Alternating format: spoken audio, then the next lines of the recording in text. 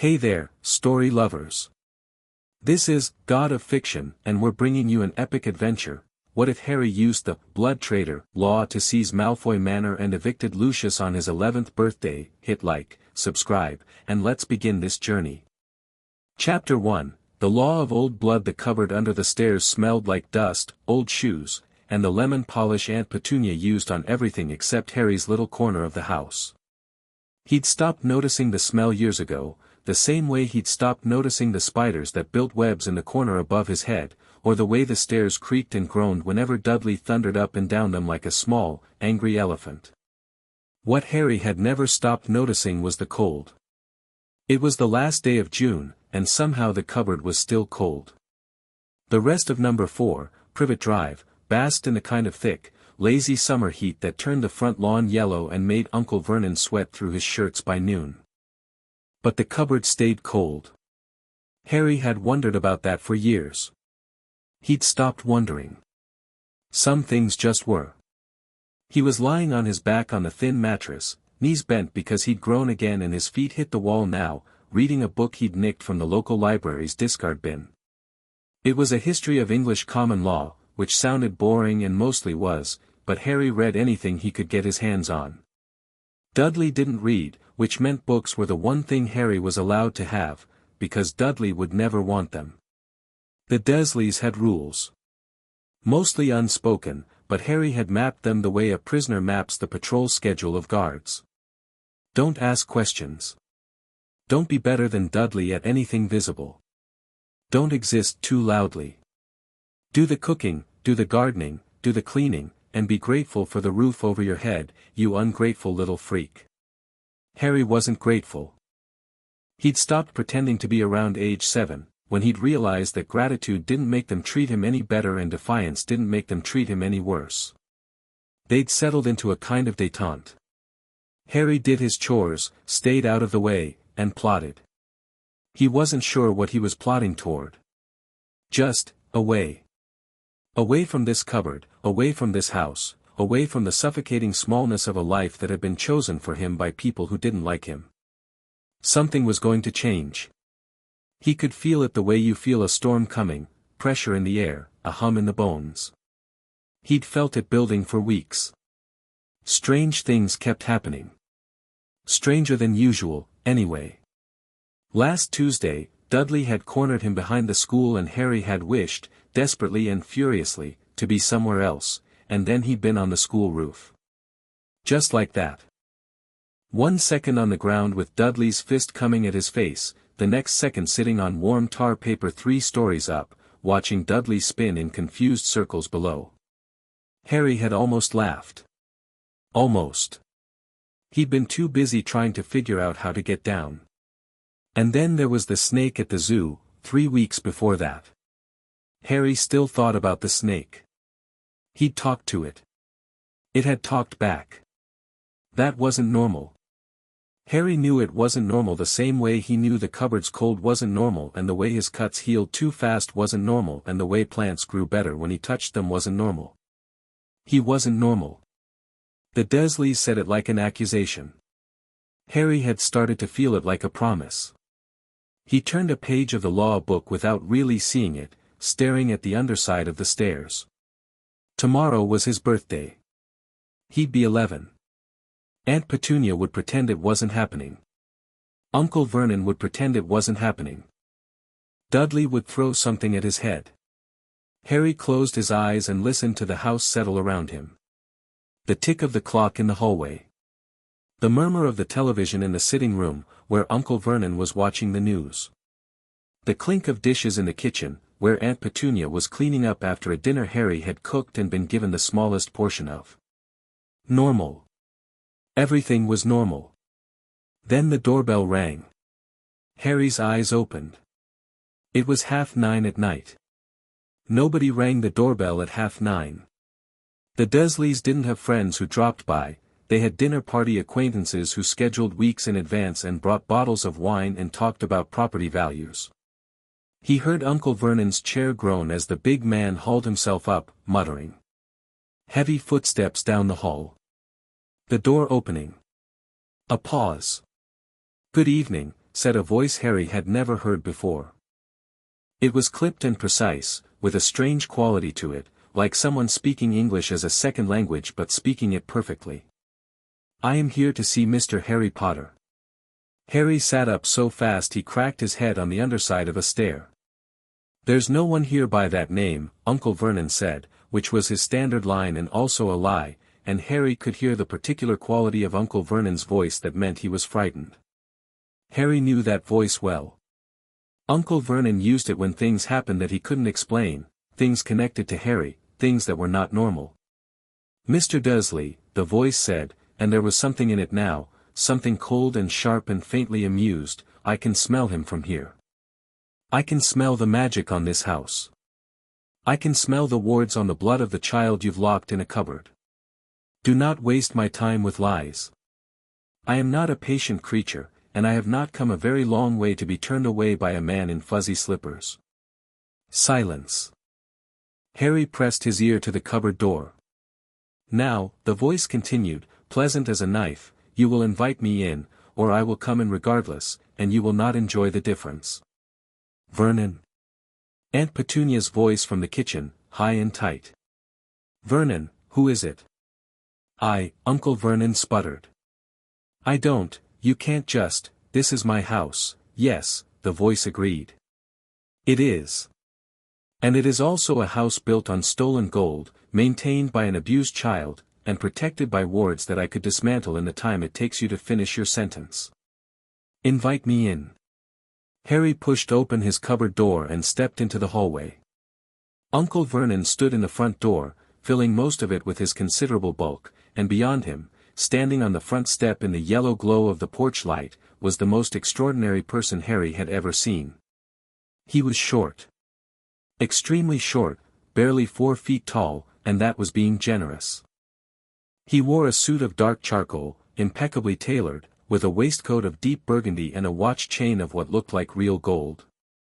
His features were sharp, angular, hard, a long nose, dark eyes set deep beneath a heavy brow, pointed ears, and fingers that were longer than they should have been, tipped with nails that could have been claws if you looked at them in the wrong light. His skin had an odd quality, not quite the color of any human skin Harry had seen, more like old bronze. He looked at Harry. Harry looked at him. "Mr. Potter," the creature said, and something in his expression shifted, not softened, exactly, but focused, like a craftsman seeing raw material for the first time. "My name is Griphook. I am an account manager of Gringotts Wizarding Bank. I have business with you that is long overdue. May I come in?" "He may not," Uncle Vernon started. "Yes," Harry said. Uncle Vernon rounded on him, face purpling. "Now you listen here, boy, he's here for me," Harry said. "Not you." He said it simply, without defiance or attitude, just a statement of fact, and that seemed to throw Vernon off more than rudeness would have. Griphook stepped past Vernon as if the big man were furniture. He walked into the hallway, eyes tracking the space, taking in the cupboard with its little mattress visible through the open door, the lock on the outside of the door, the photographs on the wall, dozens of them, Dudley at every age, Dudley on a bicycle, Dudley in a suit, Dudley with cake smeared on his face, and not a single one of Harry. "Charming," Griphook said, in a voice that meant the opposite. Aunt Petunia appeared in the kitchen doorway, dish towel in her hands, face white.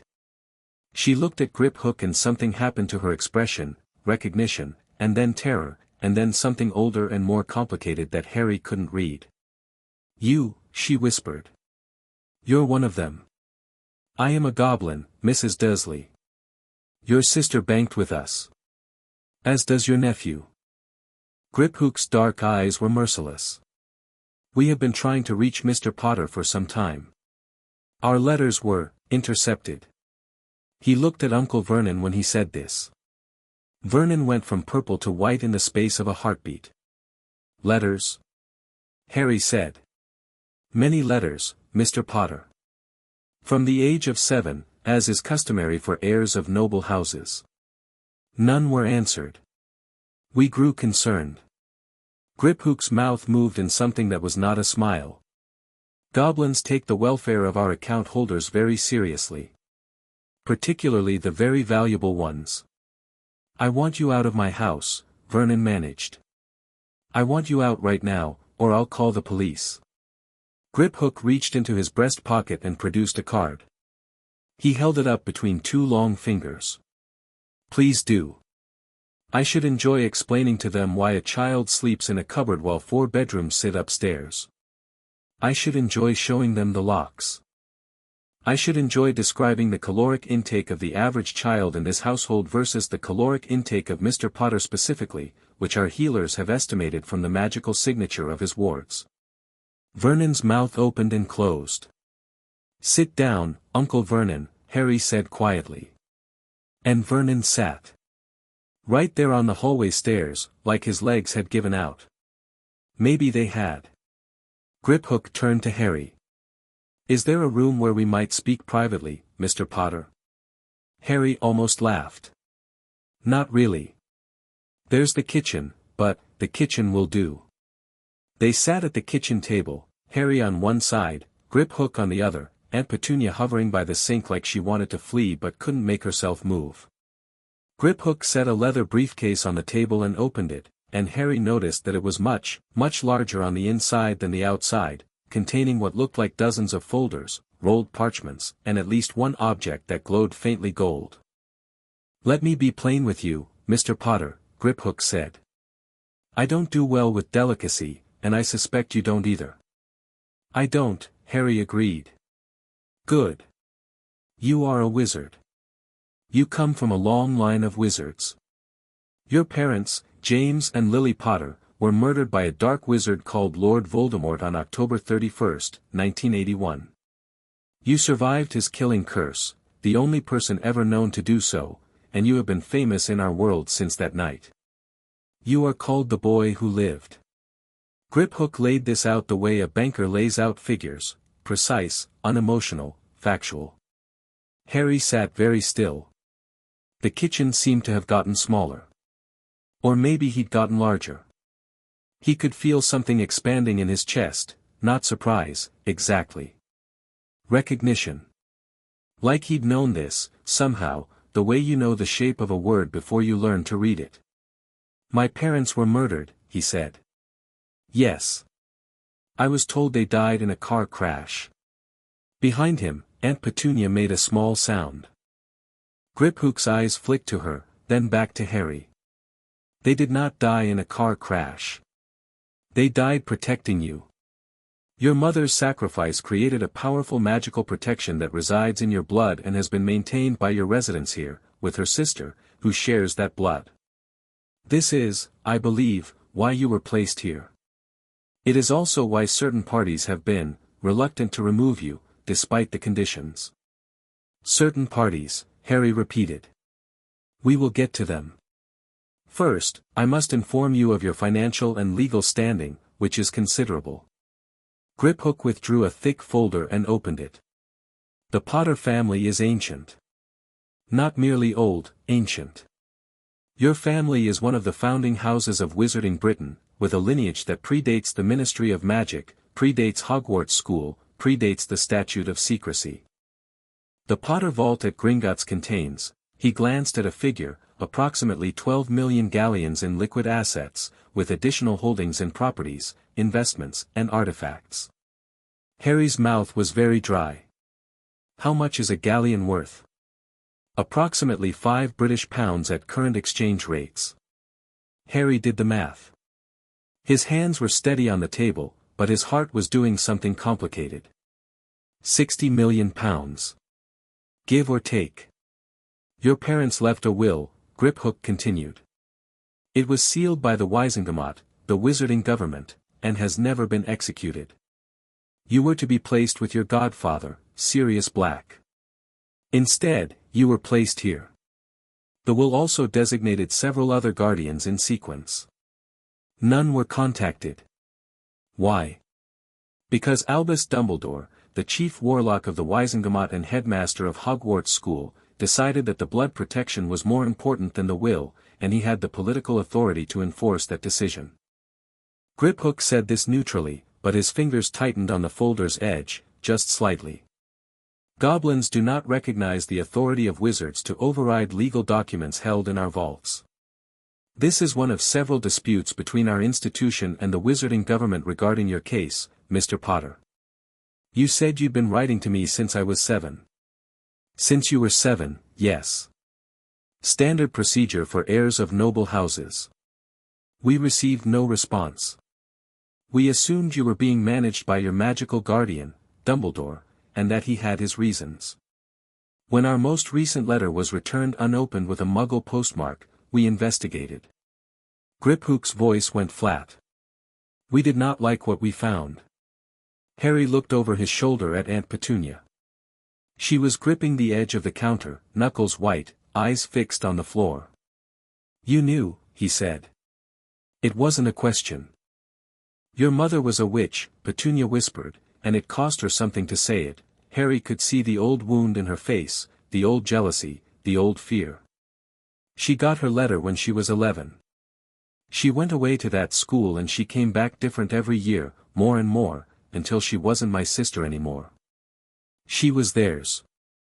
And then she married that Potter boy and got herself killed, and they left you on our doorstep with a letter, and Vernon said we should put you in an orphanage but the letter said if we didn't take you in, something terrible. She stopped. Swallowed. We were afraid, she said. We were always afraid. Harry looked at her for a long time. He understood fear. He'd lived in it his whole life. But understanding it and forgiving it were different things, and he wasn't sure he had the forgiveness in him tonight. Maybe someday. Not tonight. He turned back to Griphook. What else? Griphook studied him with open interest. You are handling this well. I've had 10 years of things not making sense. Now they make sense. Keep going. Something shifted in Griphook's expression, respect, maybe, or the goblin equivalent. Very well. In addition to your financial holdings, you are the sole surviving heir of House Potter. This grants you a seat on the Wizengamot, held in trust until you come of age, and certain legal rights and protections under wizarding law. One of these rights is the reason I am here tonight, rather than simply sending another letter. He reached into the briefcase and withdrew a small box of dark wood, carved with symbols Harry didn't recognize. He set it on the table and opened it. Inside, on a cushion of black velvet, sat a ring. It was gold, old gold, the deep warm color of something that had been treasured for centuries. Set into it was a stone of deep red, and carved into the stone was a symbol, a griffin rampant, wings spread, claws extended. The Potter family ring, Griphook said. It has been in our vault since your parents' death. It is yours by right of blood. Harry reached for it. The moment his fingers touched the metal, something happened. It was like a circuit closing. Like a key turning in a lock. Like taking a breath after being underwater for a very, very long time. Warmth flooded up his arm and through his chest, and the ring changed, resized itself, shrank to fit his finger, and Harry felt something vast and old and powerful settle over him like a mantle. He could feel the magic in it. Not like the accidental magic he'd done before, wild and uncontrolled. This was structured. Intentional. Ancient. The lights in the kitchen flickered. Every glass in Aunt Petunia's carefully organized cabinets chimed softly, like a toast being raised. Griphook watched with the expression of a banker seeing an investment pay off. The ring accepts you. You are now, formally, Lord Potter, though the Wizengamot will not recognize the title until you reach majority. The ring, however, does not care what the Wizengamot recognizes. Harry looked at the ring on his finger. It felt like it had always been there. You said this was the reason you came in person. Yes. Griphook leaned forward. Mr. Potter, I am going to tell you about a law. It is very old, very obscure, and very powerful. It is called the Blood-Traitor Edict of 1289, and it is going to change your life. Harry sat back and listened. In the 13th century, Griphook began, wizarding Britain was governed by a council of pure-blood houses. These houses made war on each other constantly, feuds, betrayals, assassinations. The bloodshed threatened to expose the wizarding world to muggles. So the council enacted a law: if a pureblood family committed an act of treachery against another pureblood family, murder, oath-breaking, service to a Dark Lord against them, the victim's family could claim the offending family's properties, assets, and titles as restitution. Blood-Traitor law, Harry said. Precisely. The law was designed to make betrayal expensive. It worked. For centuries, it kept the great families in check. When the Ministry of Magic was established, the law was folded into the founding statutes. It has never been repealed, because the pureblood families who dominate the Wizengamot assumed it would only ever be used by them, against each other. But my family was pure blood, Harry said slowly. The Potters. Ancient and noble, yes. One of the oldest bloodlines in Britain. Griphook's dark eyes glittered. And on the night of October 31st, 1981, Lucius Malfoy, head of House Malfoy, a known servant of Voldemort, a Death Eater by his own admission under the Imperius defense, was part of the inner circle that targeted your family. The Dark Lord went to Godric's Hollow because of intelligence provided by members of his inner circle. The Malfoys swore fealty to a Dark Lord who murdered the head of an ancient and noble house. Under the Blood-Traitor edict, that is treachery of the highest order. The kitchen was very quiet. Harry could hear the clock ticking in the hallway. He could hear his own heartbeat, steady and strong. "You're saying I can take everything they have," he said. "I am saying you can take their ancestral home, their non-entailed properties, and up to 70% of their liquid assets. The law is specific and the precedents are clear, we have checked extensively." "Why?" Harry asked. "Why do you care?" Griphook smiled, and this time it was a real smile, all teeth, and it was not a comforting expression. "Because Lucius Malfoy has spent 10 years using his wealth and influence to undermine goblin rights, to block legislation that would grant us wand use, to maintain a system that treats my people as servants and lesser beings. Because the Malfoy family has defaulted on 2 separate goblin debt agreements and used ministry connections to avoid repayment. Because," he leaned forward, "the goblins of Gringotts have long memories, Mr. Potter, and we do not forget who has wronged us. If you invoke this law, you hurt Lucius Malfoy. If you hurt Lucius Malfoy, you help us. This is business. We are very good at business." Harry turned the ring on his finger. The griffin seemed to pulse faintly under the kitchen light. "What do I need to do?" "You need to file a formal Blood-Traitor claim with Gringotts, which serves as the neutral arbiter for interhouse disputes under the original charter. You need to present evidence of treachery, which is extensive and well documented, largely from the Death Eater trials of 1981. And you need to be willing to see it through, because once the claim is filed, it cannot be withdrawn, and the Malfoys will fight it with everything they have." "They'll fight it how?" "Politically. Legally. Possibly physically, though that would be inadvisable on their part." Griphook pulled out another document. "The beauty of the edict is that it is adjudicated by Gringotts under the original Goblin-Wizard Treaty, not by the Wizengamot. Lucius Malfoy's political connections are irrelevant. His bribes are irrelevant. The only question is whether the evidence supports the claim, and it does. We have already prepared the case." Harry looked at the goblin sharply. "You've already prepared it." "We have been preparing it for 9 years, Mr. Potter. We were waiting for you." "What if I'd said no?" Griphook shrugged, a very human gesture that looked strange on his angular frame. "Then we would have found another way. But this way is faster, cleaner, and more satisfying. For both of us." Harry thought about it. He thought about his cupboard. He thought about 10 years of being told he was nothing, a burden, a freak. He thought about parents he'd never known, killed by a madman, and the people who had served that madman walking free and living in mansions while Harry Potter slept with spiders. He thought about Lucius Malfoy, a name he'd never heard before tonight, living in luxury built on the ashes of people like his parents. When can we file? Griphook reached into his briefcase and produced a quill and a sheet of parchment that seemed to shimmer with its own inner light. Now, if you like. Your birthday is tomorrow, Mr. Potter. The claim will take 48 hours to process. By July 3rd, you will own Malfoy Manor. Harry picked up the quill. It felt warm in his hand, alive, almost eager. Show me where to sign.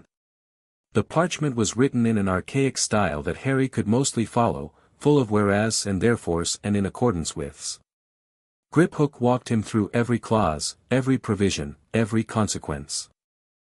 Harry listened carefully, asked questions when things were unclear, and signed at the bottom in handwriting that was neat and precise, the handwriting of a boy who'd had to be careful with everything he'd ever owned because there was so little of it. The moment he signed, the parchment flared gold. The ring on his finger pulsed. And somewhere, Harry felt, or imagined he felt, something shift, as if the world had been holding its breath and finally exhaled. It is done, Griphook said. He rolled the parchment with obvious satisfaction and tucked it back into the briefcase. Tomorrow, the formal notice will be delivered to Malfoy Manor. Lucius Malfoy will have 24 hours to contest the claim under the edict's arbitration procedures. He will contest it. He will lose. And then I take his house. Among other things. Griphook snapped the briefcase shut and stood. I will return tomorrow afternoon with the full documentation of your family's holdings. I suggest you pack your things, Mr. Potter. He glanced toward the hallway, toward the cupboard. Such as they are. He reached into his pocket and produced a small leather pouch, which he set on the table. An advance on your vault. Muggle currency. Enough for anything you might need in the interim. Harry opened the pouch. There was a thick fold of 50-pound notes inside. More money than Harry had ever seen. More money than Uncle Vernon would probably spend on him in a lifetime.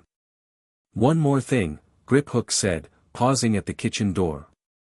You will receive a letter tomorrow from Hogwarts School of Witchcraft and Wizardry, inviting you to attend as a student. This is separate from our business. You may attend or not as you wish. But I will say this, his dark eyes were serious now, no trace of the predatory banker's gleam. Hogwarts is where your parents met. Where they fell in love. Where your father became the man he was. It is not a bad place. It is simply a place that has been run by a man who believes he always knows best, and who does not always know best. Dumbledore, Harry said. Dumbledore, Griphook confirmed. Be careful of men who move you around like a chess piece and call it kindness. That is not a goblin proverb, Mr. Potter. That is a warning. He left through the front door. Uncle Vernon, still sitting on the stairs, flinched as the goblin passed but said nothing. The door clicked shut. Harry sat at the kitchen table for a long time, turning the ring on his finger, the pouch of money in front of him, the world rearranged around him like furniture in a room he was only now seeing clearly. Aunt Petunia hadn't moved from the counter. Her face was unreadable. You knew all of this, Harry said. The magic. The money. Who I was. I knew some of it. You let me sleep in a cupboard. She flinched. It wasn't, we didn't, Vernon said. I'm not angry, Harry said, and it was true, and that was the strangest thing of all. He should have been furious. He should have been screaming. But the anger he'd carried for years had been replaced by something else, something colder and more useful. Purpose. I'm not angry, because being angry at you doesn't get me anything. But I'm done here, Aunt Petunia. I'm done sleeping in the cupboard. I'm done cooking your meals and weeding your garden and pretending I don't exist. I have a name and a family and money and apparently a house, and I'm taking all of it. He stood up, pocketed the money, and walked past her to the cupboard. He pulled out the few things that mattered, the law book, a worn photograph of a red-haired woman he'd found years ago in a box in the attic and hidden under his mattress, a pocket knife, a change of clothes, and put them in a plastic bag. Where will you go? Petunia asked. Her voice was small. I don't know yet. But I won't be far. The goblin said I need to stay near you for the blood protection to work. Harry paused at the bottom of the stairs. I'll be in Dudley's second bedroom tonight. He can sleep in the other one. That's Dudley's. Dudley has 2 bedrooms. I have a cupboard. I'm taking one. If Uncle Vernon has a problem with it, he can take it up with my banker. He walked upstairs. Behind him, the house was silent.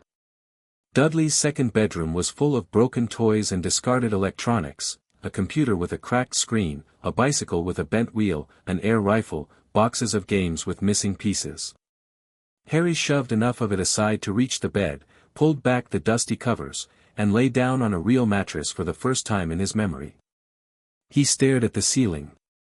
The ring glowed softly on his finger, a warm amber pulse, like a heartbeat. My parents were murdered. I'm a wizard. I'm rich. I have a house. And tomorrow, everything changes. He fell asleep faster than he had in years. The morning of July 31st was bright and hot. Harry woke to sunlight streaming through the window, a real window, and for a moment didn't know where he was. Then he felt the ring on his finger and remembered everything. He showered, dressed in Dudley's least enormous cast-off clothes, and went downstairs. The kitchen was empty. Uncle Vernon had left for work early, which was unusual for a Saturday. Harry suspected he'd fled the house rather than face whatever was coming next.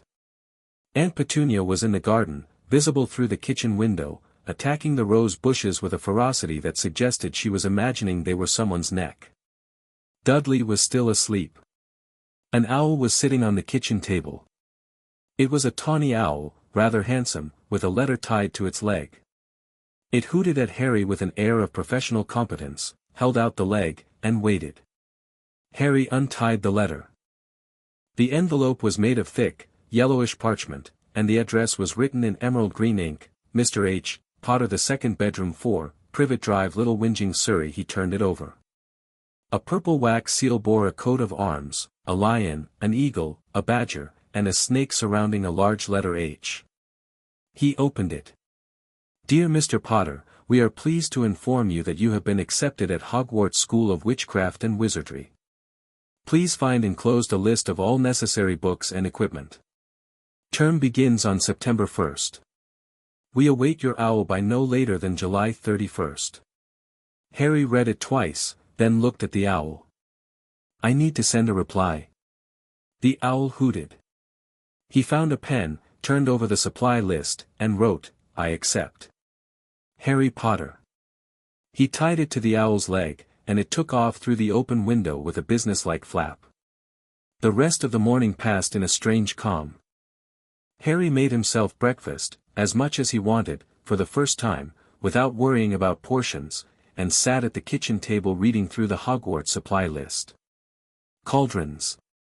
Wand. Robes. Books with titles like A History of Magic and the Standard Book of Spells, Grade 1. A broomstick was listed under prohibited items for first years, which Harry noted with a flicker of interest. At noon, the doorbell rang. Griphook stood on the front step, and he was not alone. Behind him stood 2 more goblins, taller, broader, wearing what looked like leather armor under dark cloaks, with swords at their hips. Guards. Mr. Potter, Griphook said. Happy birthday. Are you ready to visit your bank? Harry stepped outside. The sun was warm on his face. The street was empty, the neighbors were all at a Saturday barbecue 3 streets over, which Harry knew because Aunt Petunia had been talking about nothing else for a week. How are we getting there? Griphook produced a brass button from his pocket. Port key. Goblin made, which means it bypasses ministry tracking. Take hold. Harry touched the button.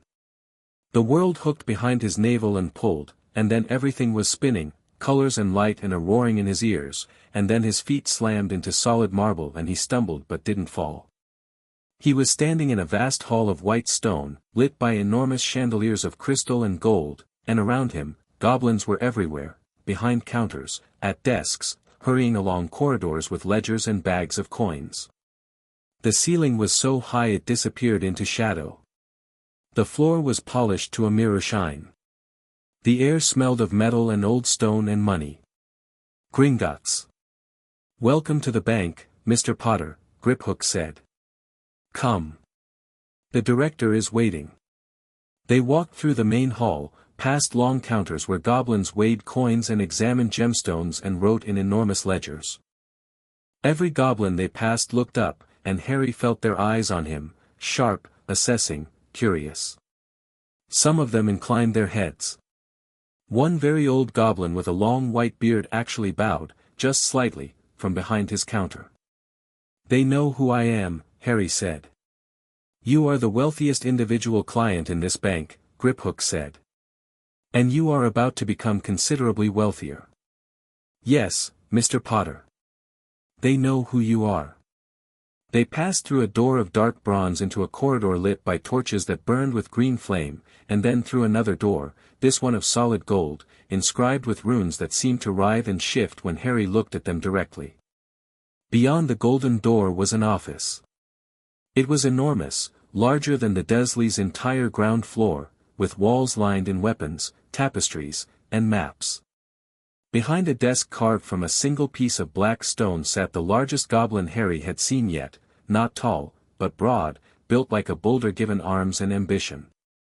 He wore robes of deep crimson trimmed with gold, and his eyes were like chips of obsidian. "Harry Potter," the goblin said. His voice was deep, resonant, the kind of voice that could command armies without raising itself. "I am Ragnarok, director of Gringotts. Sit." Harry sat. The chair was sized for a goblin but adjusted itself to fit him, magic, casual and practical. "Griphook has briefed you on the Blood-Traitor edict," Ragnarok said. "It wasn't a question." "He has. And you have signed the claim." "I have." "Good." Ragnarok placed his broad hands flat on the desk. "Then let me tell you what happens next, because you are 11 years old and you are about to start a war with the most politically connected family in Wizarding Britain, and I want you to understand exactly what that means." "I'm listening."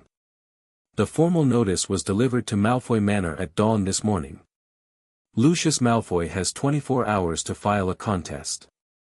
He will file a contest. The contest will be adjudicated by a goblin tribunal, 3 arbiters, chosen by the bank, operating under the Gringotts Charter of 1402, which predates and supersedes ministry jurisdiction in matters of interhouse dispute. He can't take it to the ministry. He can try. The ministry has no standing. The Blood-Traitor edict is a pre-ministry law administered by a pre-ministry institution. Cornelius Fudge, the current minister for magic, could issue a decree on golden parchment signed by Merlin himself, and it would mean nothing within these walls. The goblins arbitrate. The goblins decide. And the goblins, Mr. Potter, have already reviewed the evidence. Ragnarok opened a drawer and withdrew a thick dossier, which he pushed across the desk. The case against Lucius Malfoy. Death Eater trial testimony, 1981. Witness statements. Magical signature analysis from the Potter cottage at Godric's Hollow. 17 distinct dark magical signatures were found at the scene, and Malfoy's is one of them.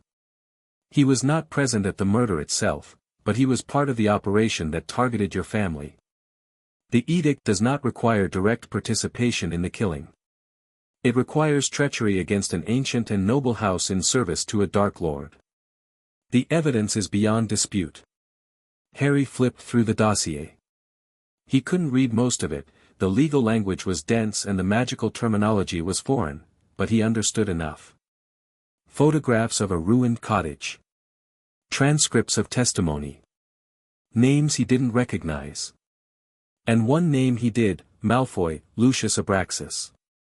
Claimed imperious defense. Acquitted. He said he was controlled, Harry said. That's how he got off. The imperious curse, Ragnarok said. A spell that enslaves the will. Malfoy claimed he was under it for the duration of the war. He was believed. Or rather, a thin smile, he paid to be believed. The imperious defense is irrelevant to the edict.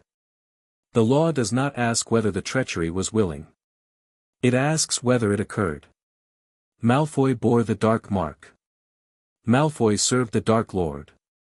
Malfoy's family benefited from the regime that murdered your parents. The claim is valid. What happens when he loses the contest? The tribunal issues a writ of seizure. Malfoy Manor, all non-entailed Malfoy properties, and 70% of the Malfoy liquid assets are transferred to the Potter estate. Lucius Malfoy and his family will have 12 hours to vacate the manor, taking only personal effects and bonded items. 12 hours. The edict was written in a time when disputes were settled with swords, Mr. Potter. It is not a gentle law. It was designed to destroy families who betrayed other families. You are not doing anything it was not designed to do. Harry sat with that for a moment. He thought about a boy he'd never met, Draco Malfoy. He assumed there would be children, losing his home. He thought about it carefully, turning it over, examining it from angles. Then he thought about his cupboard. The locks on the door. The spiders. The cold. He thought about his mother's photograph under the mattress. The only picture he had of her. The only proof she'd existed, hidden like something shameful in a house that had never wanted him. How long will the arbitration take, he asked. It is already underway, Ragnarok said. We convened the tribunal at dawn. The evidence has been presented. Malfoy's legal representation, he retains a firm called Greengrass and Associates, has been given access to all materials and 3 hours to prepare a rebuttal. We anticipate a ruling by tomorrow morning. You anticipated I'd agree. We anticipated you were James Potter's son. Ragnarok stood. Now. You have business at this bank beyond the edict. Griphook will take you to your vault. You will see your family's holdings. You will withdraw what you need for school supplies. And then, if you are willing, we will take you to Diagon Alley, where you will purchase what you need for Hogwarts. I'm willing. One more thing. Ragnarok reached into another drawer and produced a small object, a medallion on a chain, gold, engraved with the same griffin as his ring. A goblin-made communication pendant. Press it and speak my name, and you will reach me directly. Do not lose it. Do not show it to wizards. Goblins do not give these lightly. Harry took it and put it around his neck, tucking it under his shirt.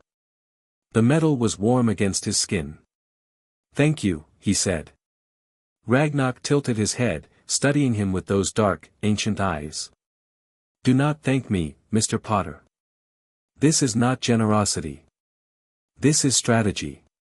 You are useful to us, and we are useful to you. That is the goblin way. But, and here something almost warm crept into his voice, if you treat us with respect, we will remember it. Goblins have long memories for enemies. We have longer memories for friends. The vault was a revelation. The cart ride down was terrifying and wonderful, a tiny metal cart hurtling through vast underground caverns at impossible speeds, past stalactites the size of houses, over bottomless chasms, through waterfalls of pale blue fire that Griphook explained were security measures. Harry gripped the sides of the cart and grinned so hard his face hurt. The Potter Vault, Vault 687, was behind a door of dark iron set into the living rock. Griphook pressed his hand to the door, ran a long finger down the center, and it clicked open. Gold. Mountains of it. Not neatly stacked coins in a bank drawer, mountains, heaps and drifts of gold galleons mixed with silver sickles and bronze nuts, piled so high they caught the torchlight and threw it back in a warm, shifting glow that made the whole vault look alive. But it wasn't just money. Along the walls were shelves, and on the shelves were objects, books bound in leather and metal, jewelry boxes, a sword in a scabbard, rolled tapestries, crystal vials of substances that glowed and shifted, a trunk with the Potter crest, stacks of parchment tied with ribbon. This is the Trust Vault, Griphook said. Established by your parents for your education and living expenses until you reach majority. The main Potter vault is deeper in the bank and requires a blood key to access. We can arrange that today, if you wish. Yes, Harry said, staring at the gold. But first, how much do I need for school supplies? The standard Hogwarts kit costs approximately 30 galleons. I would suggest withdrawing 500 for the term, supplies, spending money, and contingencies. Harry filled a pouch with gold coins, feeling the weight of them, the reality of them. Each coin was heavy and warm, stamped with the Gringotts seal. 500 galleons. 2,500 pounds. For school supplies. He paused at the shelves on his way out and picked up one of the books. The Potter Family Grimoire, Volume 1, Foundations. He put it in his bag. The main Potter vault was something else entirely. 3 levels deeper, behind a door that required Harry to press his ring against the lock and offer a drop of blood from his thumb, the vault opened into a space that was less a vault and more a hall, 60 feet long, 30 wide, the ceiling vaulted and carved with scenes of battles and celebrations and magical workings that moved slowly, like living paintings. The wealth here was staggering. Not just gold but land deeds, investment portfolios, partnership agreements in businesses Harry had never heard of, Sleekeasy's hair potion, Comet Trading Company, Flourish and Blots. The Potters owned pieces of the wizarding world that nobody seemed to realize were theirs. And there were artifacts. A cloak folded in a glass case that Griphook said was an invisibility cloak of extraordinary power. A set of mirrors that allowed communication across any distance. A pensieve, a basin for viewing memories, carved from pale stone. Wands belonging to Potter ancestors, each labeled and preserved. Your father's wand is not here, Griphook said, anticipating the question. It was recovered from Godric's Hollow and is held by Dumbledore. Your mother's wand was destroyed in the attack. Harry nodded. He picked up the invisibility cloak, it flowed through his fingers like water, like liquid moonlight, almost weightless, and put it in his bag. He took the communication mirrors. He took the family grimoire. I'll come back for the rest, he said. Diagon Alley was chaos and wonder. Griphook brought him out through the bank's front doors into a street that shouldn't have existed, a cobblestone lane of leaning, crooked buildings stuffed between ordinary London streets, hidden behind a brick wall that opened when you tapped the right pattern. The alley was packed with people in robes, witches and wizards, Harry realized, actual witches and wizards, shopping, talking, arguing, eating ice cream, chasing children, examining broomsticks in shop windows. Nobody recognized him. He was just a thin boy in 2 large Muggle clothes, and his scar was hidden under his fringe. It was the first time in the wizarding world that Harry was anonymous, and he intended to enjoy it. He bought his supplies efficiently, working through the Hogwarts list with the focus of someone who'd never had the luxury of wasting time or money. Robes from Madame Malkin's, he got the good ones, the ones that adjusted themselves and never wrinkled, because he could afford them and he was done wearing other people's cast-offs. Books from Flourish and Blots, everything on the list plus 6 additional volumes that caught his eye, Wizarding Law for Young Wizards, The Noble Houses of Britain, Practical Defense for Beginners, An Introduction to Occlumency, Goblin-Wizard Relations, A True History, and the Rise and Fall of the Dark Arts. The wand shop was last. Ollivander's was narrow, dusty, and crammed floor to ceiling with long, thin boxes. An old man appeared from the back the moment Harry stepped inside, thin, pale-eyed, with a gaze that seemed to see more than it should. Ah, Ollivander said. I wondered when I'd be seeing you, Mr. Potter. You know who I am. I know everyone who buys a wand from this shop, and I remember every wand I've ever sold. I sold your mother her first wand, Willow, 10 1/4 inches, swishy. Excellent for charms. Your father favored Mahogany, 11 inches, pliable. A powerful wand for transfiguration.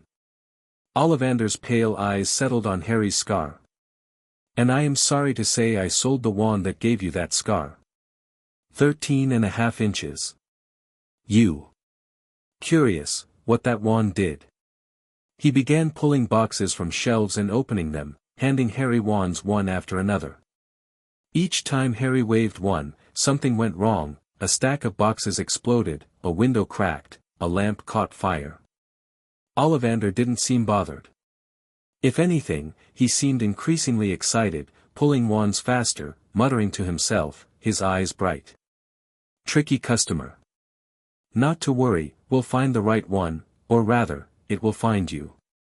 After 23 wands, Ollivander paused. He looked at Harry with an expression that was half curiosity, half something else, apprehension, maybe.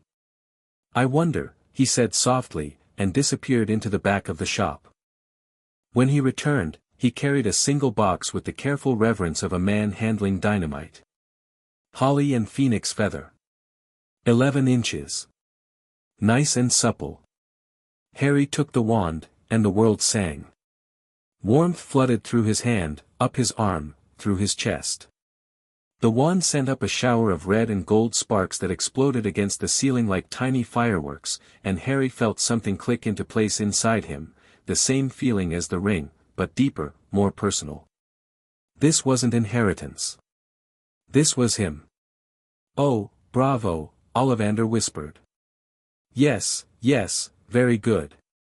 But very curious. Very curious indeed.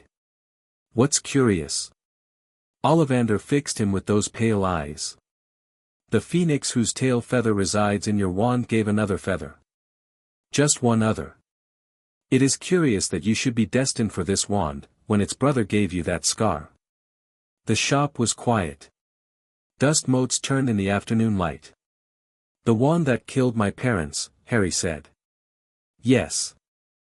I think we must expect great things from you, Mr. Potter. After all, he who must not be named did great things. Terrible, yes. But great.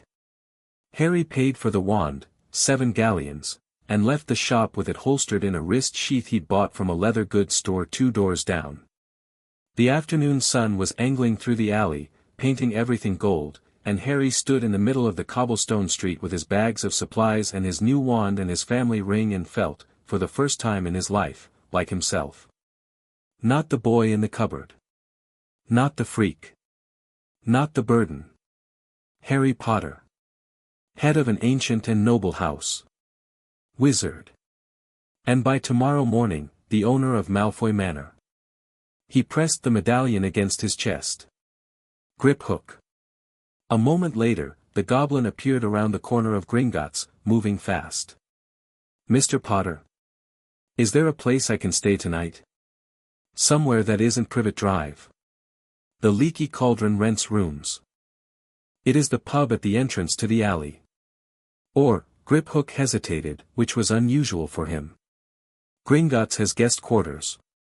Rarely used.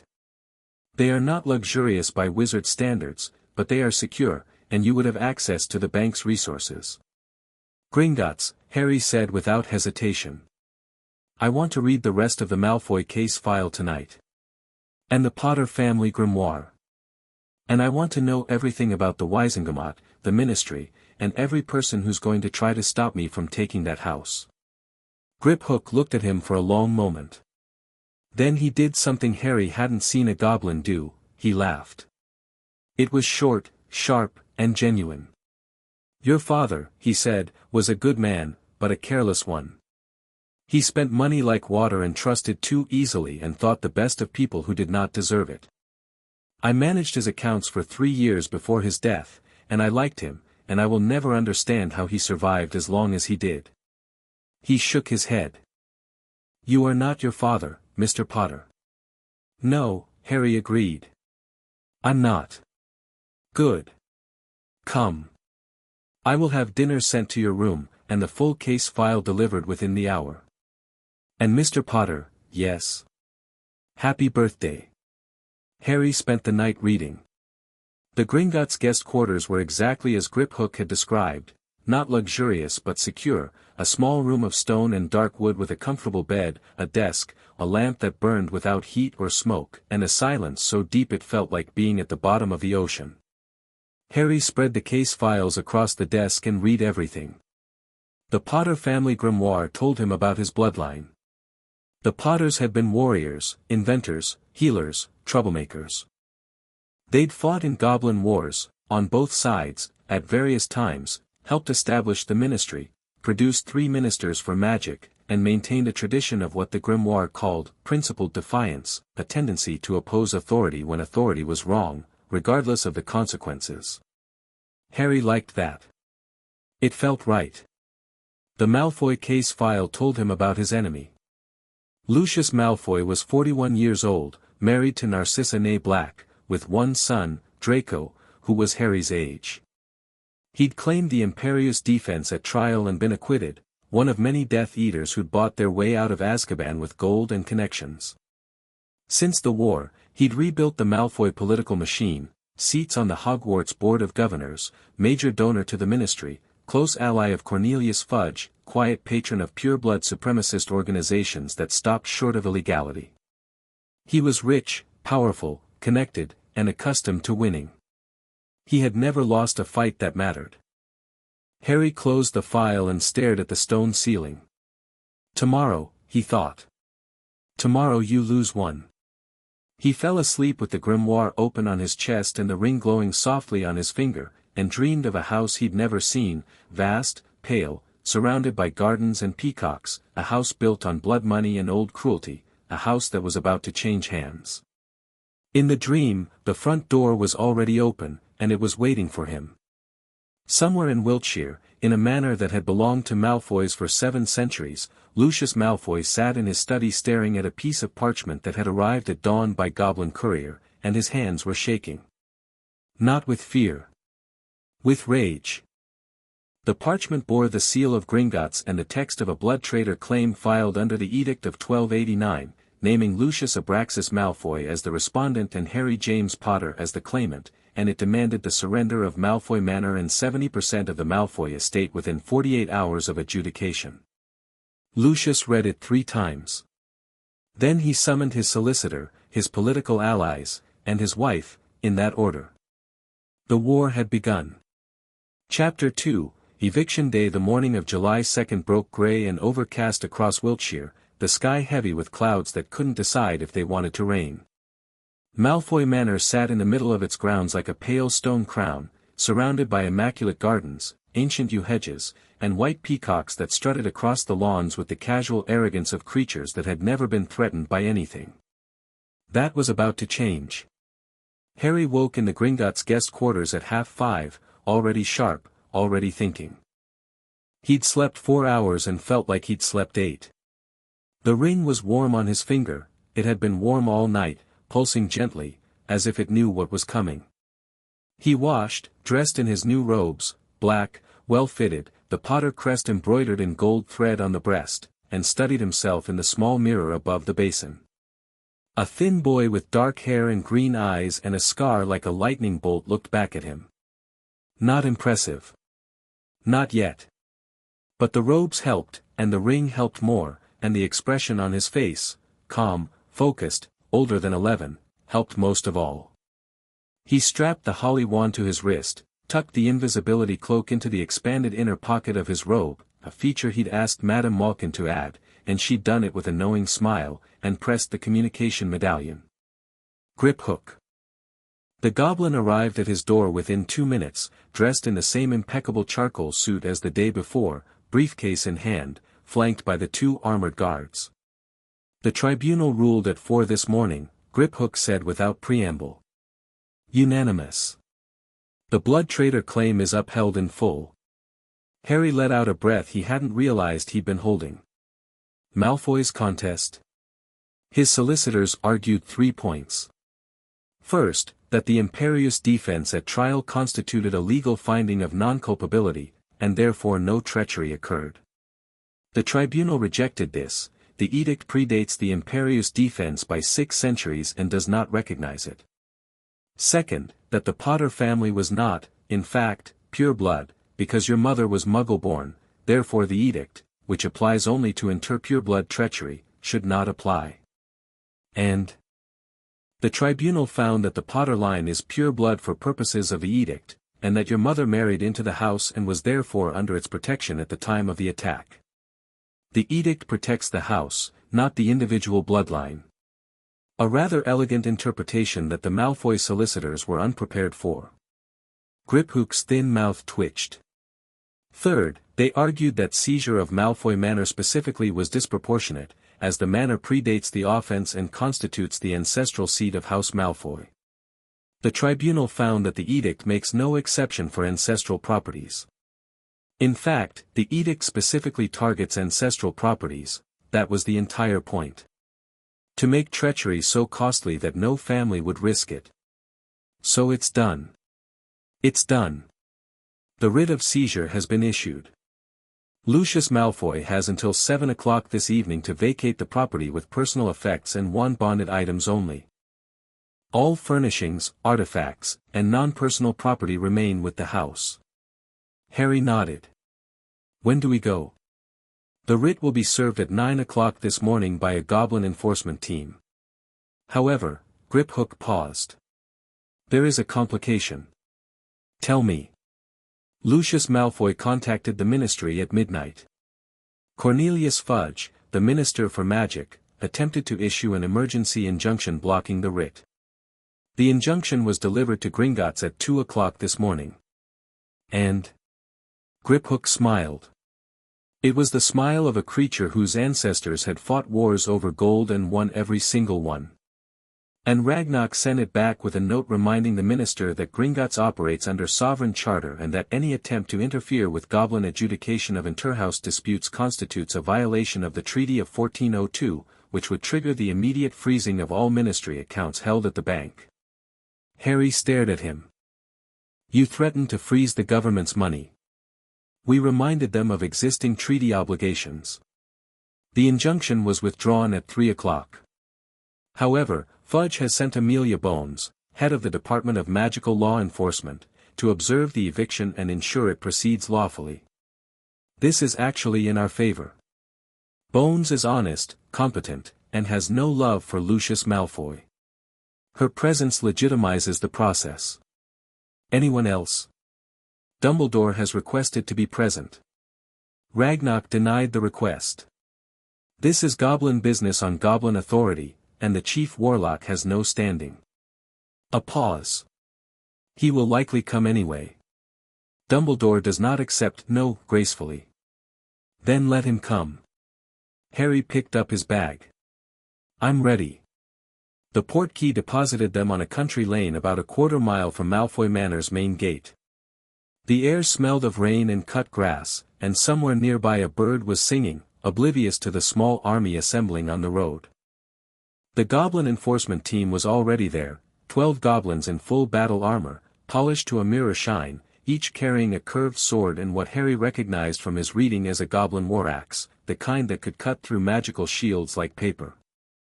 They stood in 2 precise lines, silent and still, and the effect was striking.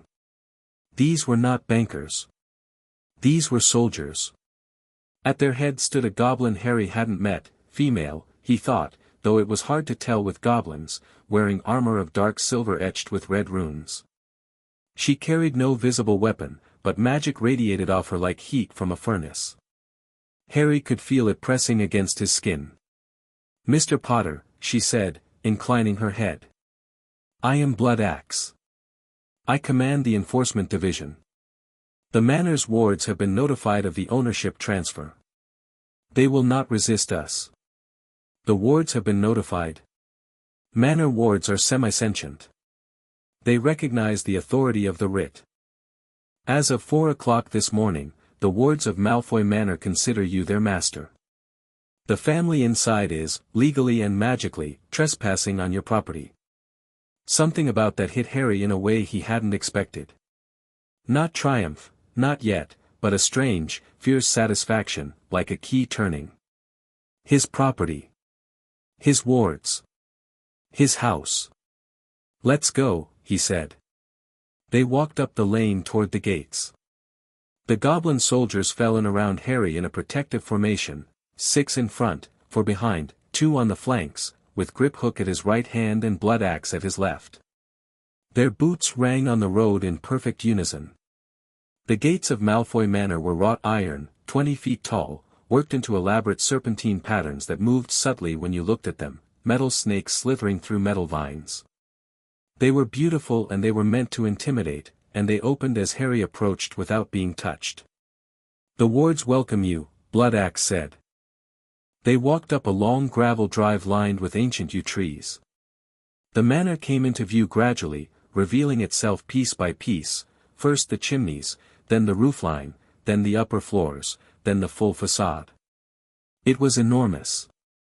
Not a house but a statement, 3 stories of pale stone and tall windows and architectural ambition, surrounded by formal gardens that stretched in every direction, manicured to the point of obsession. Harry looked at it and felt nothing about its beauty. What he felt was the magic. The whole estate hummed with it, old magic, layered and complex, built up over centuries by dozens of witches and wizards. Protective enchantments, preservation charms, concealment wards, comfort enchantments.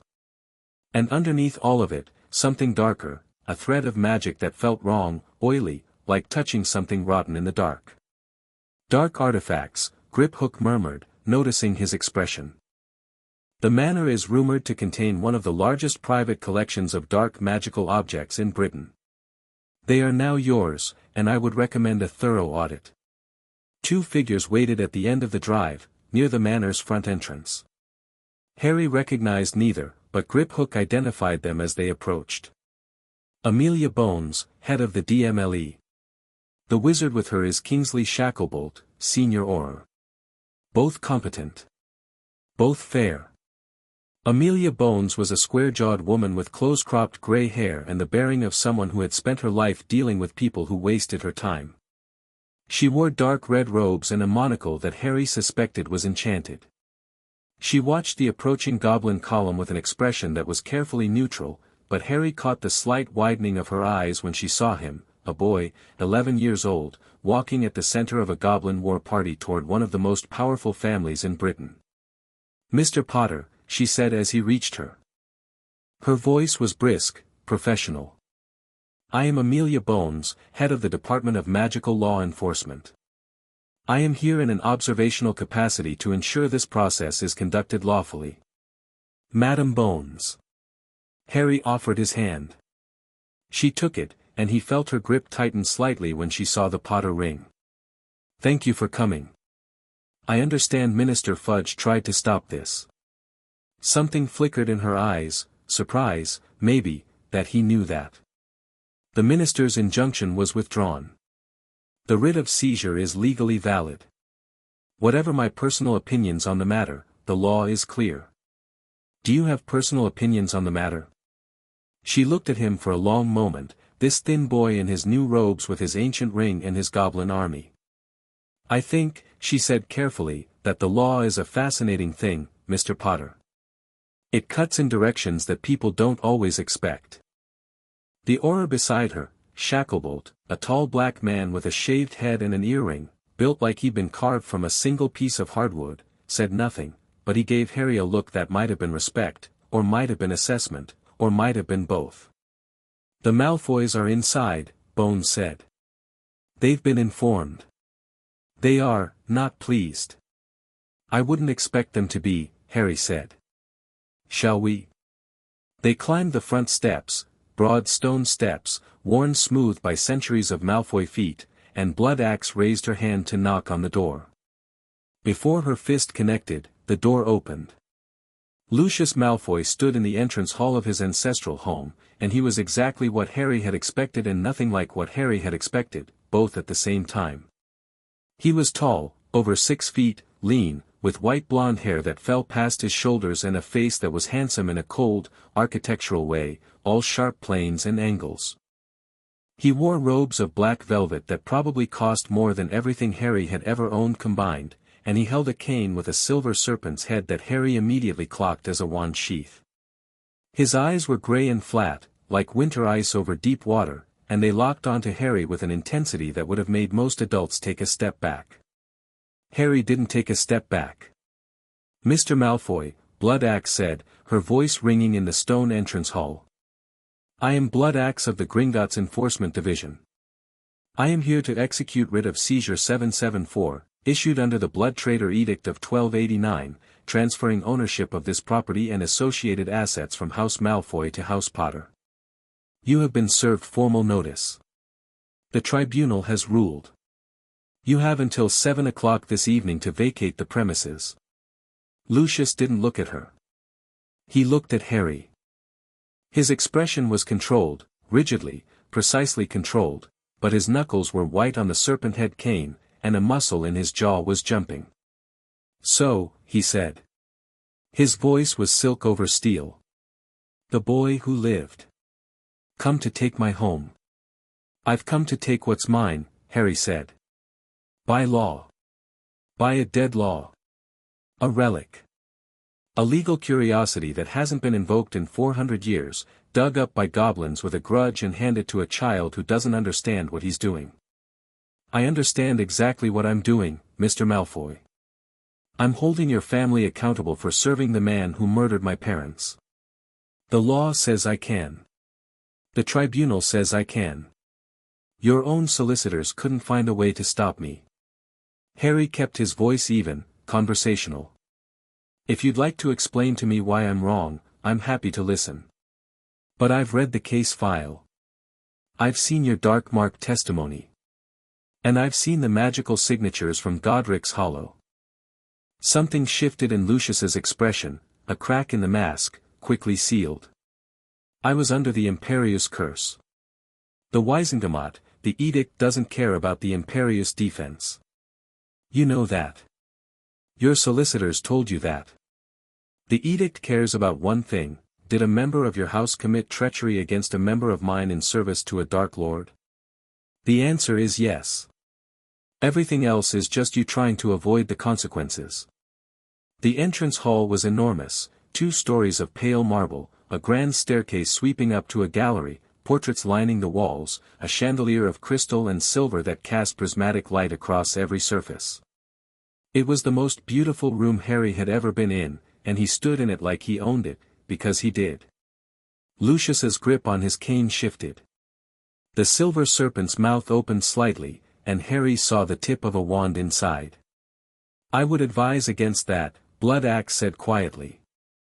Drawing a wand in the presence of a goblin enforcement team during an authorized legal proceeding constitutes armed resistance, Griphook added. The penalty is immediate incarceration in Gringotts detention facilities, which I assure you are considerably less comfortable than Azkaban. And I'll be compelled to arrest you myself, Bones said from behind Harry. Don't be foolish, Lucius. The cane's serpent mouth closed. Lucius's hand relaxed, though his eyes didn't. This isn't over, Lucius said. I have allies. I have influence. I will take this to the Wisengamot. You will do what the writ requires, Blood-Axe interrupted. You will vacate this property by 7 o'clock this evening. You may take personal effects, clothing, toiletries, personal correspondence, and wand-bonded items. All furnishings, artifacts, artwork, enchanted objects, and household items remain with the property. If you require a full list of what constitutes personal effects under the edict, my associate Griphook can provide one. A new voice came from the staircase. Lucius. Stop. Harry looked up. A woman was descending the grand staircase, and she moved like water flowing downhill, smooth, unhurried, every step precise.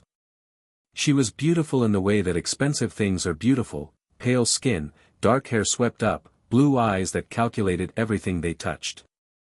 She wore robes of deep green, and she carried herself with the absolute certainty of someone who had never doubted her own worth. Narcissa Malfoy reached the bottom of the stairs and crossed the entrance hall to stand beside her husband. She looked at Harry, and her expression was nothing like Lucius's barely controlled rage. It was calm, assessing, almost curious. Mr. Potter, she said. You have your mother's eyes. That landed like a punch. Harry hadn't expected it, and it took him a half-second to recover, a half-second that Narcissa noted, he was sure. You knew my mother. We attended Hogwarts at the same time. Different houses, different circles. But yes, I knew her. She was brilliant and stubborn and braver than anyone gave her credit for. Narcissa's gaze was steady. She would not have approved of this. Maybe not, Harry said. But she's not here to disapprove, because your husband's master killed her. Silence. Even Lucius flinched at that. Narcissa held Harry's gaze for a long, unblinking moment. Then she inclined her head, just slightly, just enough to acknowledge the hit. Draco, she called up the staircase. Come down, please. Footsteps above, the scuff of shoes on marble. A boy appeared at the top of the stairs, and Harry saw himself reflected and inverted, the same age, the same slight build, but blonde where Harry was dark, pale where Harry was tanned, and wearing an expression of bewildered fury that hadn't yet learned to hide itself behind adult composure. Draco Malfoy came down the stairs and stood between his parents. His eyes were red-rimmed. He'd been crying. He looked at Harry with naked hatred. You can't do this, Draco said. His voice cracked. This is our home. Draco, Narcissa began. It's our home. He can't just take it. Father, tell him, Draco. Lucius's voice was sharp enough to cut glass. The boy fell silent. Harry looked at Draco Malfoy and felt something complicated twist in his chest. Not guilt, he wasn't going to feel guilty for this, not when the law was on his side and the cause was just. But recognition. He knew what it felt like to be powerless while adults decided your fate. He knew what it felt like to have your world ripped away. The difference was that Harry's world had been a cupboard, and Draco's was a mansion, and one of those losses was considerably more sympathetic than the other. But the look on the boy's face was the same look Harry had seen in his own reflection for 10 years, and he couldn't pretend he didn't see it. I'm sorry about your home, Harry said, and he meant it, not sorry enough to stop, not sorry enough to give it back, but sorry enough to say it and mean it. This isn't about you. It's about your father. Draco's mouth opened, closed, opened again. He didn't seem to know what to do with someone being honest with him. Lucius. Narcissa's voice cut through the tension. She turned to her husband with an expression that Harry recognized from Aunt Petunia, the look of a woman who had assessed a situation and decided to manage it. But where Petunia's management was fearful and reactive, Narcissa's was surgical. It's done. The tribunal has ruled. Continuing to fight here accomplishes nothing except giving them a spectacle. We leave with dignity. Dignity? Lucius's composure cracked. They are taking our home, Narcissa, yes. And they will continue to take it whether you stand here shouting or not. We have 12 hours.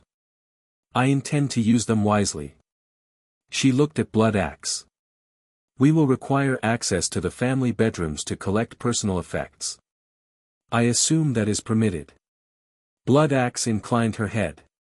Personal effects as defined under the edict. 2 goblin observers will accompany each family member to ensure compliance. Acceptable. Narcissa placed a hand on Lucius's arm, not gently, but firmly, steering him. Come. Draco, with me. She walked toward the staircase, and Lucius went with her, though Harry could see the effort it cost him. Every step was a war between rage and pragmatism won, but barely. Draco trailed behind them, and at the top of the stairs he turned and looked back at Harry one more time. The hatred was still there, but underneath it was something else. Fear, maybe. The fear of a boy who'd just learned that the world was not arranged for his comfort. Harry watched them go, then turned to survey the entrance hall. His entrance hall. The portraits on the walls were staring at him. Generations of Malfoys, rendered in paint and magic, looked down from their frames with expressions ranging from outrage to curiosity to cold calculation. One portrait, a severe-looking woman in Elizabethan robes, actually turned her back on him. The portraits are bound to the property, Griphook said. They cannot be removed. They may, however, be relocated to less prominent locations if their behavior becomes tiresome. Harry smiled. It was a thin smile, but genuine. Leave them for now. I want them to watch. He began walking through the manor. It was vast.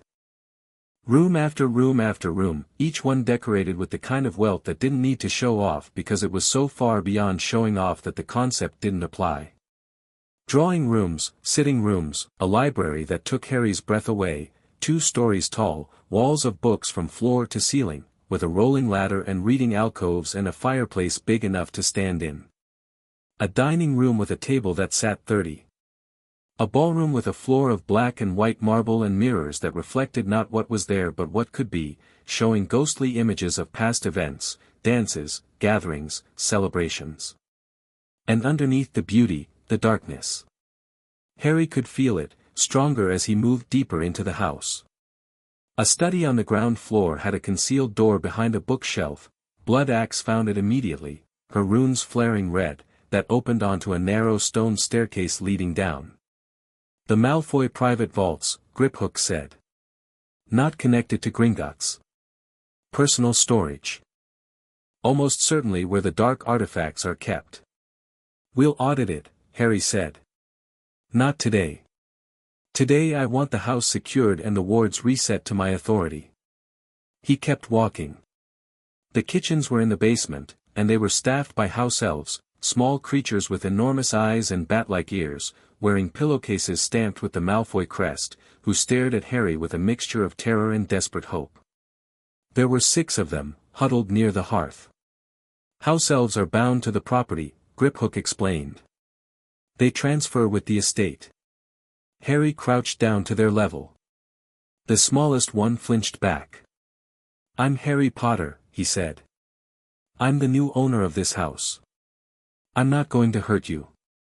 The smallest elf, enormous green eyes, a nose like a small potato, wearing a pillowcase so stained it was barely recognizable as fabric, took a trembling step forward. Master Potter is being kind, it squeaked. Old Masters was not being kind.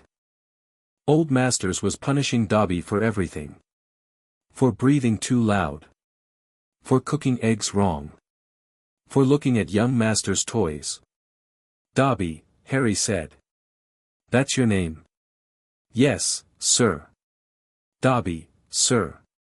Dobby, I'm 11 years old and I don't know how to run a manor house.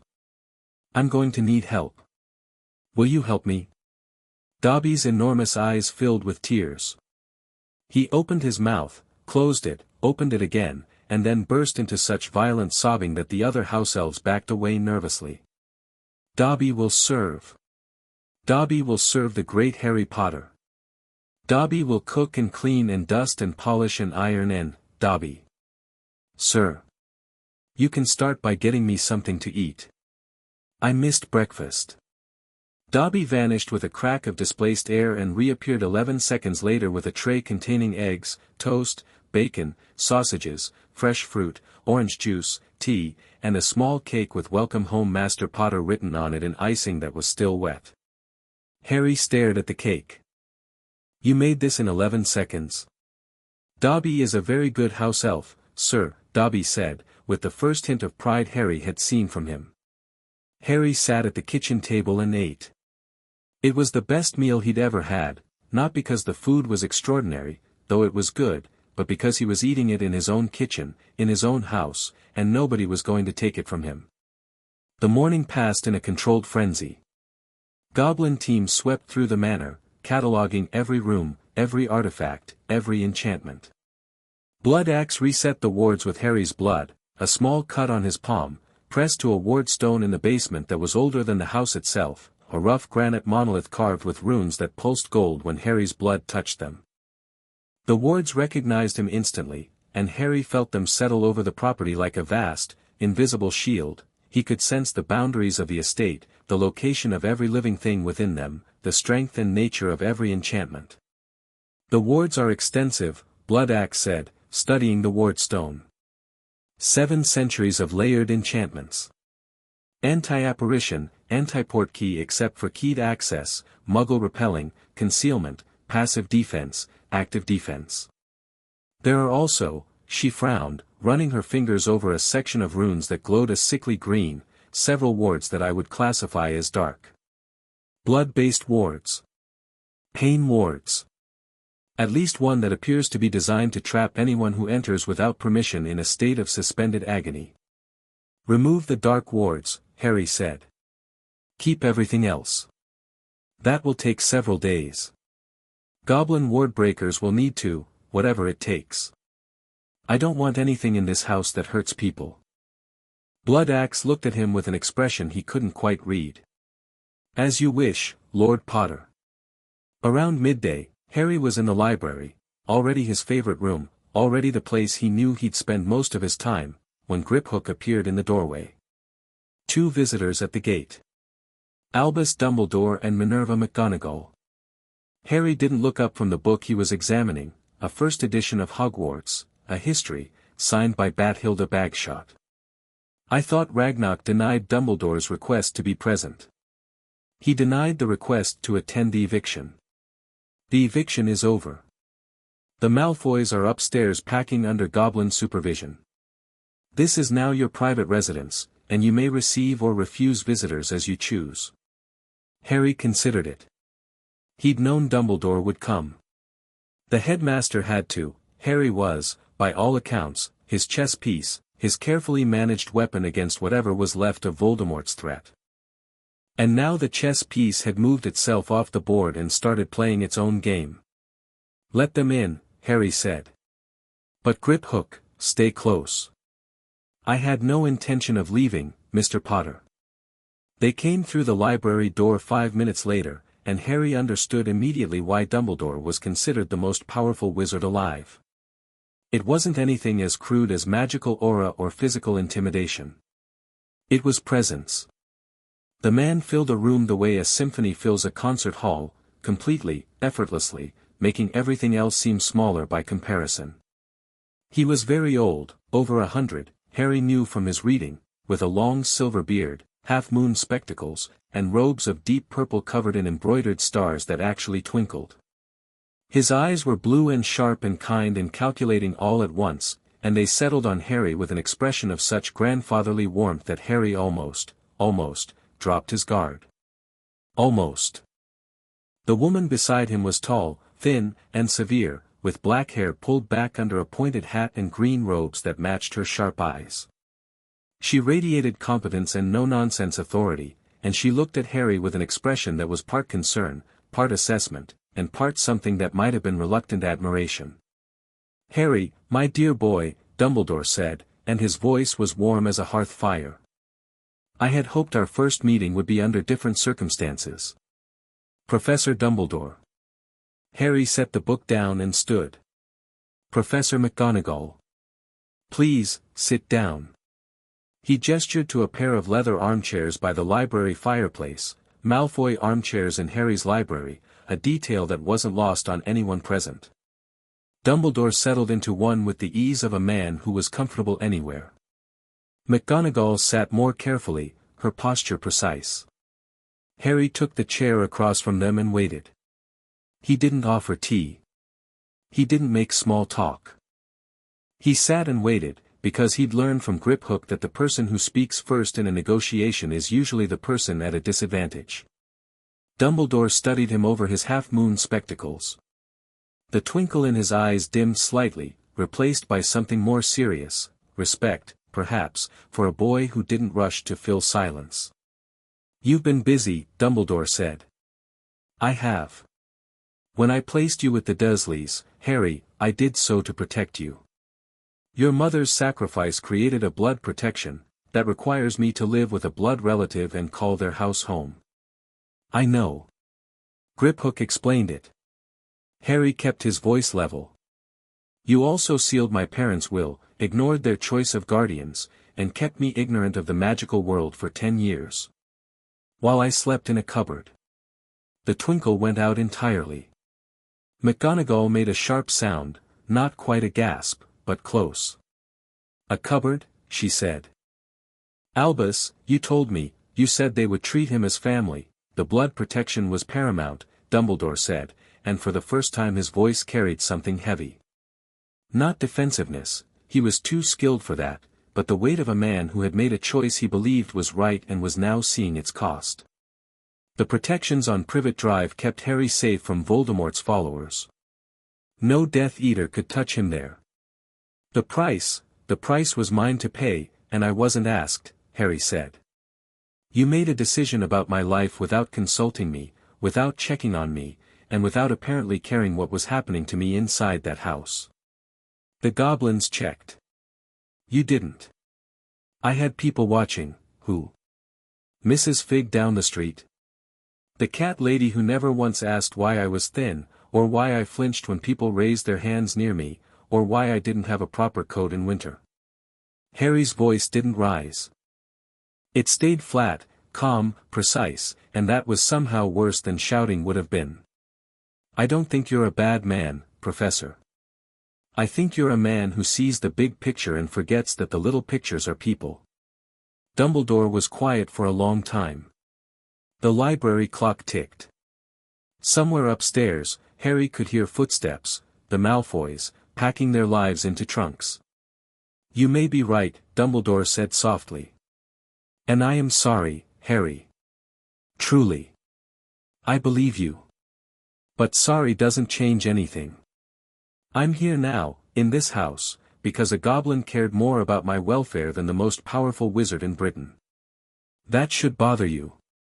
McGonagall's lips were pressed so thin they'd nearly disappeared. She was looking at Dumbledore with an expression that suggested a very intense conversation was going to happen between them later, in private. The blood protection, Harry continued. I need it maintained. I've been told that requires me to live with Aunt Petunia and call her home, for at least 2 weeks a year until I'm 17. Is that accurate? Dumbledore's eyebrows rose. Where did you learn that? The Potter family grimoire includes a section on blood wards and sacrificial protections.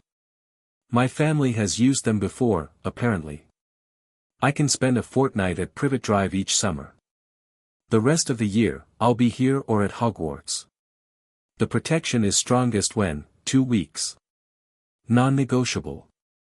The wards on this manor are 700 years old and were maintained by some of the most accomplished dark wizards in British history.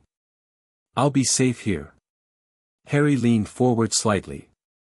And before you suggest that the Malfoy wards are less reliable than the blood protection, consider that the blood protection didn't protect me from the Dursleys. It protected me from Voldemort's followers while exposing me to 10 years of neglect. I'm choosing comprehensive security over single-threat protection. The room was very quiet. He sounds like Lily, McGonagall said. It seemed to slip out without her intending it, because she looked slightly startled at herself. But she didn't take it back. Dumbledore's expression was complex, layers upon layers, too many to read. Harry. I must ask. The Blood-Traitor edict, did you conceive this strategy yourself? The goblins brought it to me. I decided to act on it. The goblins have their own agenda. Everyone has their own agenda. The goblins were honest about theirs, which is more than I can say for everyone else who's been managing my life. That landed. Dumbledore absorbed it with the grace of a man who'd been hit with worse, but Harry saw it register. I want to attend Hogwarts, Harry said, shifting the conversation deliberately. I've accepted. But I'm attending as a student, not as a weapon, not as a chess piece, and not as a boy who needs to be managed. If there's something I need to know, about Voldemort, about my parents, about whatever war is apparently coming, tell me. Don't protect me from it. I've had enough of people deciding what I can handle. Voldemort is not dead, Dumbledore said quietly. I know. I read The Rise and Fall of the Dark Arts. No body was found. The prevailing theory is that he survived in some diminished form. The scar on my forehead is the result of a failed killing curse, which suggests something unusual happened, something beyond ordinary magical survival. You have done your reading. I had 10 years with nothing to do but read. And now I have a reason to. Another silence.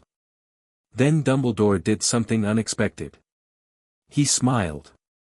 It was small and tired and genuine, and it reached his eyes. "Your mother," he said, "was the most formidable student I ever taught.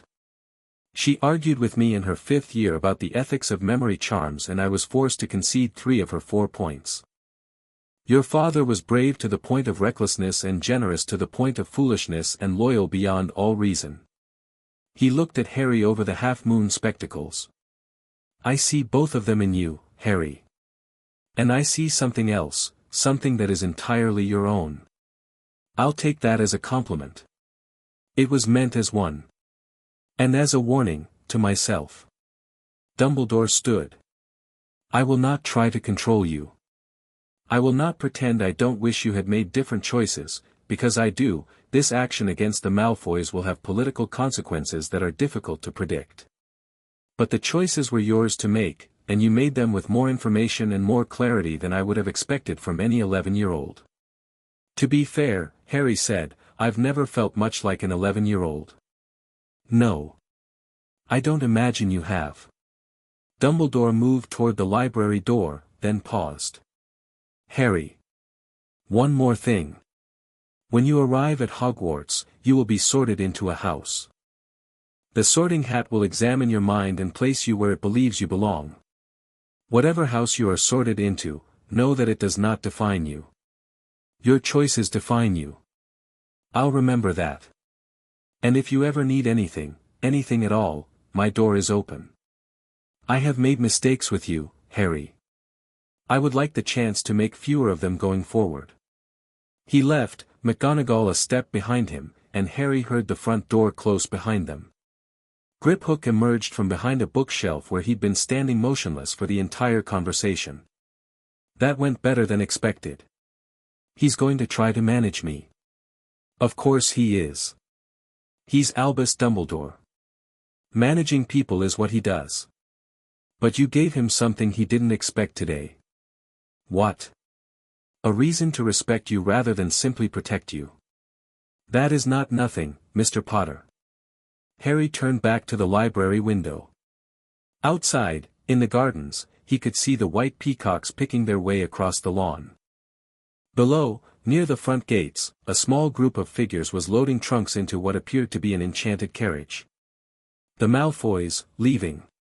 Griphook. The hearing at the Wizengamot, Lucius will push for one. Almost certainly. He'll frame it as goblin overreach and seek to have the edict nullified retroactively. He has the votes to force a hearing. Whether he has the votes to win is another matter. When? These things move quickly when powerful people are angry. I would expect a formal challenge within the week. An emergency session within 2. I want to be there. Griphook raised an eyebrow. The Wizengamot does not traditionally admit 11-year-olds. I hold the Potter seat. It's in trust, but I have the right to appear before the body in matters concerning my house. It's in the charter, I read it last night. The goblin stared at him. Then he laughed again, that short, sharp sound of genuine amusement. You read the Wizengamot charter. In one night. The relevant sections. I'm a fast reader. Clearly. Griphook straightened his waistcoat. I will prepare the legal groundwork for your appearance. In the meantime, I suggest you familiarize yourself with your new home. There are secrets in this house that the Malfoys have kept for centuries. Some of them may be useful. Some may be dangerous. I'll start with the hidden rooms in the basement. I would recommend bringing Blood Axe. I'll bring Blood Axe. The afternoon was fading by the time the Malfoys finished packing. Harry stood on the front steps, and watched them leave. Narcissa came first, walking with perfect posture and an expression of absolute composure. She carried a small bag and nothing else. She didn't look at Harry as she passed. Draco came next, half running to keep up with his mother, a trunk floating behind him. He looked at Harry. The hatred was still there, but it had curdled into something darker, humiliation, maybe, or the first seeds of a grudge that would take years to fully grow. He opened his mouth to say something, and Narcissa's hand closed on his shoulder, and he closed his mouth and kept walking. Lucius came last. He stopped at the top of the steps, 6 feet from Harry, and the two of them stood there in the grey afternoon light while the goblins watched and Amelia Bones watched and the portraits in the windows watched. "You have made an enemy today, Potter," Lucius said. His voice was quiet, controlled, stripped of performance. This was the real Lucius Malfoy, not the politician, not the socialite, but the Death Eater. The man who had knelt before Voldemort and meant it. "You are a child playing with forces you do not understand. The goblins are using you. Dumbledore will use you. And when you are no longer useful, they will discard you, and you will have nothing." "I'll have this house," Harry said. Lucius's jaw tightened. "Enjoy it. It will not protect you from what's coming." "What's coming?" But Lucius didn't answer. He walked down the steps, joined his family at the carriage, and climbed in without looking back. The carriage door closed. The horses, black, spectral, winged, took off at a gallop and the carriage rose into the air, climbing above the yew trees, above the gardens, above the pale stone walls of a manor that was no longer theirs, and disappeared into the grey sky. Harry stood on the steps and watched them go. Amelia Bones appeared at his elbow. She'd been silent for most of the day, observing, making notes with a self-writing quill, maintaining the professional neutrality of her position. But now, with the Malfoys gone and the goblins busy inside, she allowed herself a single moment of something personal. "That was the most extraordinary thing I've seen in 20 years of law enforcement," she said. "Thank you." It wasn't entirely a compliment. She looked at him squarely. "You've just publicly humiliated the most vindictive family in Wizarding Britain. Lucius Malfoy has connections in every corner of the ministry, seats on a dozen boards, and a Rolodex of people who owe him favors. He will come after you. I know. Do you? Because you're 11, Mr. Potter, and the political arena of Wizarding Britain is not a playground. It's a battlefield, and the weapons are subtler than wands. I grew up in a house where I had to read every mood, predict every outburst, and navigate every day like a minefield, Madam Bones. I'm not new to hostile environments. I'm just new to ones where I get to fight back." She studied him. He could see her recalculating, adjusting her assessment. "You'll need allies," she said. "Not just goblins. Human allies. People who can speak for you in rooms you can't enter." "Are you offering?" "I'm offering to do my job. The law was followed today. If anyone tries to undo it through illegal means, the DMLE will respond. That's not an alliance. That's the rule of law. I'll take it." She nodded once, brisk and final, and walked down the steps. At the gate, she apparat away with a sharp crack. Harry stood alone on the steps of Malfoy Manor. His manor. The evening air was cool on his face, carrying the scent of rain and roses from the garden. The first drops were beginning to fall, pattering on the stone steps, darkening the gravel drive. He went inside and closed the door behind him. The entrance hall was quiet. The portraits watched him from their frames, silver-blonde Malfoys in their finery, and Harry walked past them without a second glance. He climbed the grand staircase to the second floor, his staircase, his second floor, and walked the corridor until he found the master bedroom. It was enormous. A 4-poster bed that could have slept 6, hung with curtains of deep green silk. Windows that looked out over the gardens. A fireplace already lit, Dobby's work, Harry guessed. Fresh flowers on the nightstand. His bag of supplies from Diagon Alley, neatly unpacked, his books arranged on the bedside table, his robes hung in a wardrobe that was bigger than the cupboard under the stairs. Harry sat on the edge of the bed. The mattress was soft. The sheets were cool and smooth. The room was warm and dry in his. He pulled out the photograph of his mother, the worn, Muggle photograph he'd found in the Desley's attic, and set it on the nightstand. Lily Potter smiled up at him, frozen in a moment of happiness, her red hair caught in a breeze, her green eyes, his eyes, bright with a life that had been stolen from her. "I got us a house, Mum," Harry said quietly. "It's a bit much, but I'll grow into it." Rain hammered the windows. The fire crackled. The manor settled around him, old stone and old magic and old secrets, and Harry lay back on the bed and stared at the ceiling and felt the wards humming in his blood, every window, every door, every stone, and knew that for the first time in his life, he was safe. Not hidden. Not forgotten. Not locked away in a cupboard while the world went on without him. Safe, and powerful, and angry, and free. He closed his eyes. Tomorrow there would be politics and enemies and a war he hadn't asked for. Tomorrow there would be Dumbledore's careful plans and Lucius Malfoy's careful revenge and 1,000 wizards and witches who wanted something from the boy who lived. Tonight, he slept in a bed that was his, in a house that was his, wearing a ring that was his, and dreamed of nothing at all. Dobby crept in at midnight to check on him and found him sleeping soundly, the photograph of Lily Potter on the nightstand beside him and the faintest smile on his face. The house elf pulled the blanket up to Harry's chin, set a glass of water beside the bed, and backed out of the room on silent feet. "Good night, Master Harry Potter, sir," Dobby whispered. The wards hummed.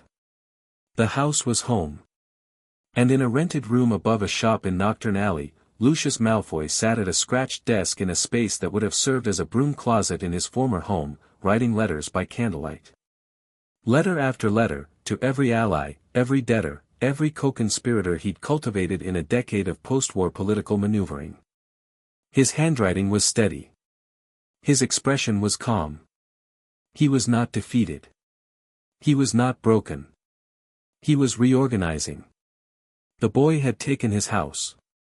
Taken his money. Taken his pride. Lucius Malfoy would take it all back, and the boy would learn what it meant to make an enemy of someone who had served the Dark Lord and survived. He sealed the last letter, sent it by owl, and sat in the dark. The war was just beginning. Chapter 3, The Serpent's Garden. The Wizengamot chamber sat deep in the bowels of the Ministry of Magic, and it looked exactly like what it was, a place where old men had been making decisions for centuries and resenting anyone who tried to change that. The room was circular, tiered like a Roman amphitheater, with stone benches rising in concentric rings around a central floor. Torches burned in iron brackets along the walls, casting a light that was more dramatic than practical, and the ceiling was enchanted to show a cloudy sky that never cleared, as if the weather itself had given up on British governance. Harry had spent 5 days preparing for this. 5 days in Malfoy Manor, reading everything he could get his hands on, wizarding law, Wizengamot procedure, political history, pure-blood customs, the Blood-Traitor edicts, full legislative history going back 700 years. He read in the library, he read in the garden, he read at meals while Dobby fussed over him and the other house elves gradually stopped flinching every time he entered a room. He practiced with his wand in the manor's dueling room, a long gallery on the 3rd floor with padded walls and target dummies that fought back, working through the first-year curriculum and then the 2nd and 3rd, burning through spells with a focus that would have alarmed his future professors. Magic came easily to him. Not just easily, eagerly, as if it had been waiting for him to pick up a wand the way a river waits for a dam to break.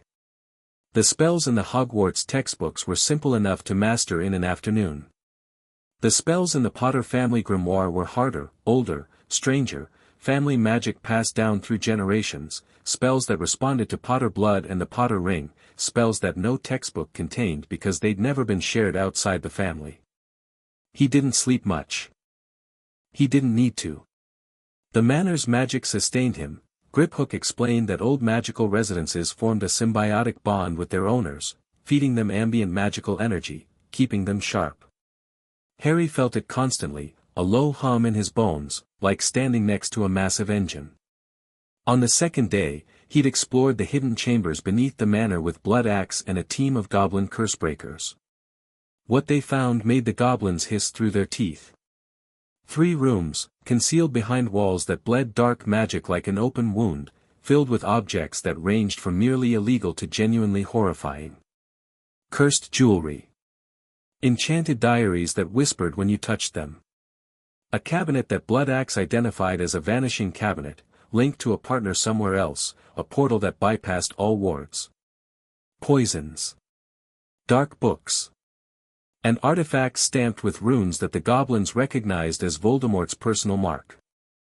He kept these as insurance, Griphook said, examining a small black diary with a look of professional distaste.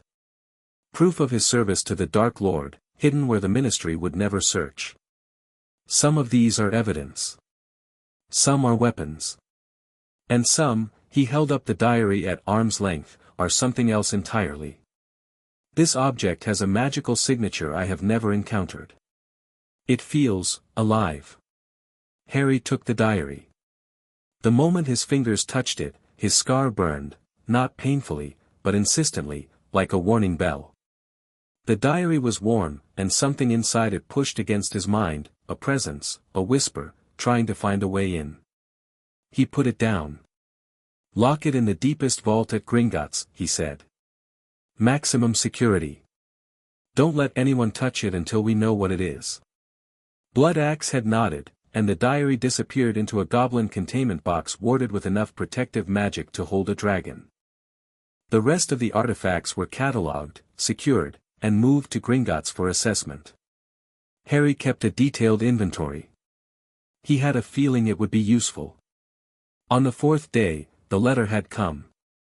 It arrived by Ministry Owl, an official-looking bird that landed on the breakfast table with the self-importance of a creature delivering a subpoena, which was exactly what it was carrying.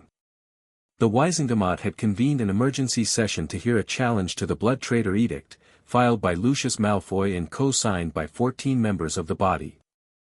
The session was scheduled for July 7th at 10 o'clock in the morning.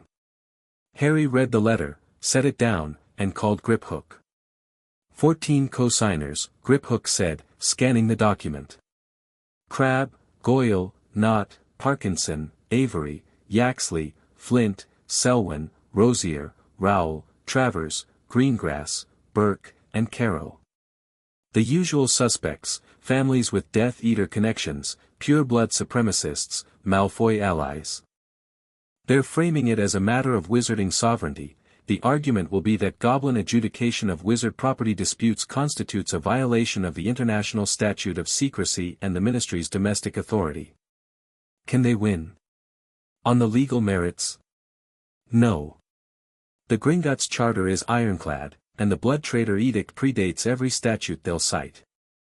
But this isn't about legal merits. This is about politics. 14 votes plus Malfoy's proxies gives them a significant block. If they can sway the moderates, the families that don't have Death Eater ties but don't like goblins having authority over wizards, they could push through a retroactive nullification. Which would reverse the seizure. Which would reverse the seizure and establish a precedent that the Wisingamot can override goblin treaty rights at will. Ragnarok would consider that an act of war. I am not using the word metaphorically. Harry had spent the rest of the fourth day and all of the fifth preparing. He wrote his speech, then threw it away and wrote another one, then threw that away too. In the end, he decided not to write a speech at all. He knew the law. He knew the facts. He knew his enemy. He'd speak from the gut and trust his instincts. They'd gotten him this far. Now he stood outside the Wisingamot chamber doors, wearing his best robes, black with the Potter crest in gold, cut to fit him properly, the ring gleaming on his finger, and waited to be announced. Griphook stood beside him, carrying a briefcase that contained enough legal documentation to bury Lucius Malfoy twice over. Behind them, Ragnarok had sent 2 goblin observers, not soldiers this time, but scholars, wearing the grey robes of the Gringotts legal division, their presence a quiet reminder that the goblin nation was watching. The doors opened. A wizard in ceremonial robes intoned, "The Wisingamot recognizes Harry James Potter, head of the ancient and noble house of Potter, appearing in matters concerning his house." Harry walked in. The chamber was full. Every seat occupied, every face turned toward the central floor where Harry emerged into the torchlight. He could feel the weight of their attention, dozens of witches and wizards, most of them 3 to 6 times his age, staring at the thin, dark-haired boy who'd had the audacity to use their own laws against them. He scanned the room as he walked to the petitioner's podium. The tiers were divided by faction, roughly, though the lines blurred. To his left, the block of families he recognized from the co-signers list: dark robes, cold faces, the old pure-blood aristocracy. Lucius Malfoy sat among them, dressed immaculately, his expression one of calm confidence that didn't quite reach his eyes. To the right, a mixed group, some sympathetic, some hostile, most curious. He spotted Amelia Bones in the judicial section, her face neutral. Near the top tier, in a seat that seemed to command attention by virtue of its occupant rather than its position, Dumbledore sat in robes of midnight blue, watching everything with those bright, calculating eyes. And in the gallery, the public viewing section above the chamber floor, Harry saw faces pressed against the railing. Word had spread. The boy who lived was appearing before the Wisingamot at age 11 to defend his seizure of Malfoy Manor. The press was here in force. Harry spotted a woman with blonde hair in rigid curls and spectacles with jeweled frames, scribbling furiously on a notepad. Rita Skeeter, Grip Hook had warned him about her, a journalist who traded in sensationalism and had the ethical standards of a hungry piranha. Harry reached the podium, set his hands on its edge, and waited. The chief warlock's seat was occupied by Dumbledore, who rose and addressed the chamber. This emergency session has been convened at the request of Lord Lucius Malfoy and 14 co-petitioners to hear a challenge to the enforcement of the Blood-Traitor Edict of 1289, specifically regarding the recent seizure of Malfoy Manor and associated assets by House Potter. Lord Malfoy, you may present your case.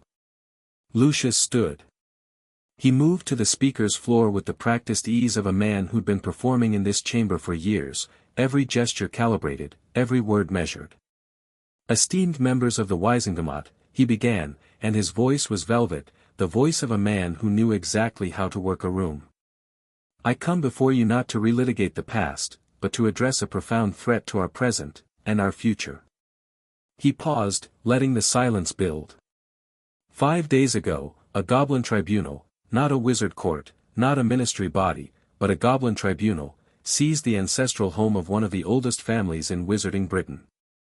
They did so using a law that has not been invoked in over 400 years, a relic of a darker age, applied retroactively to events that were adjudicated and resolved by this very body a decade ago. They did so at the behest of an 11-year-old child who, whatever his fame, whatever his tragic history, has no experience, no understanding, and no standing to wage legal war against an established house. Murmurs from the benches. Some approving, some not. Harry kept his face still. Let me be clear about what is at stake, Lucius continued. This is not about my manor. This is not about my family. This is about the fundamental question of who governs wizarding Britain, wizards, or goblins. The Blood-Traitor Edict was written before the ministry existed. It was adjudicated by goblins because there was no wizard court to adjudicate it. That is no longer the case. We have a ministry. We have laws. We have a judicial system. And we have the Wisingamot, this body, which holds ultimate authority over all matters of wizarding law. He turned slowly, making eye contact with members across the chamber. If we allow this precedent to stand, we are saying that goblin law supersedes wizard law. We are saying that Gringotts, a bank, a foreign institution, can seize the property of any wizarding family based on its own interpretation of a medieval statute. Today it is the Malfoys. Tomorrow it could be any of you. Any family that has ever had a member accused, not convicted, accused, of dark activity could be targeted. The edict does not require a conviction. It does not require proof of willing participation. It requires only the claim of treachery, adjudicated by goblins, with no appeal to wizard authority. More murmurs, louder now. Harry could feel the room shifting. Lucius was good at this, very good.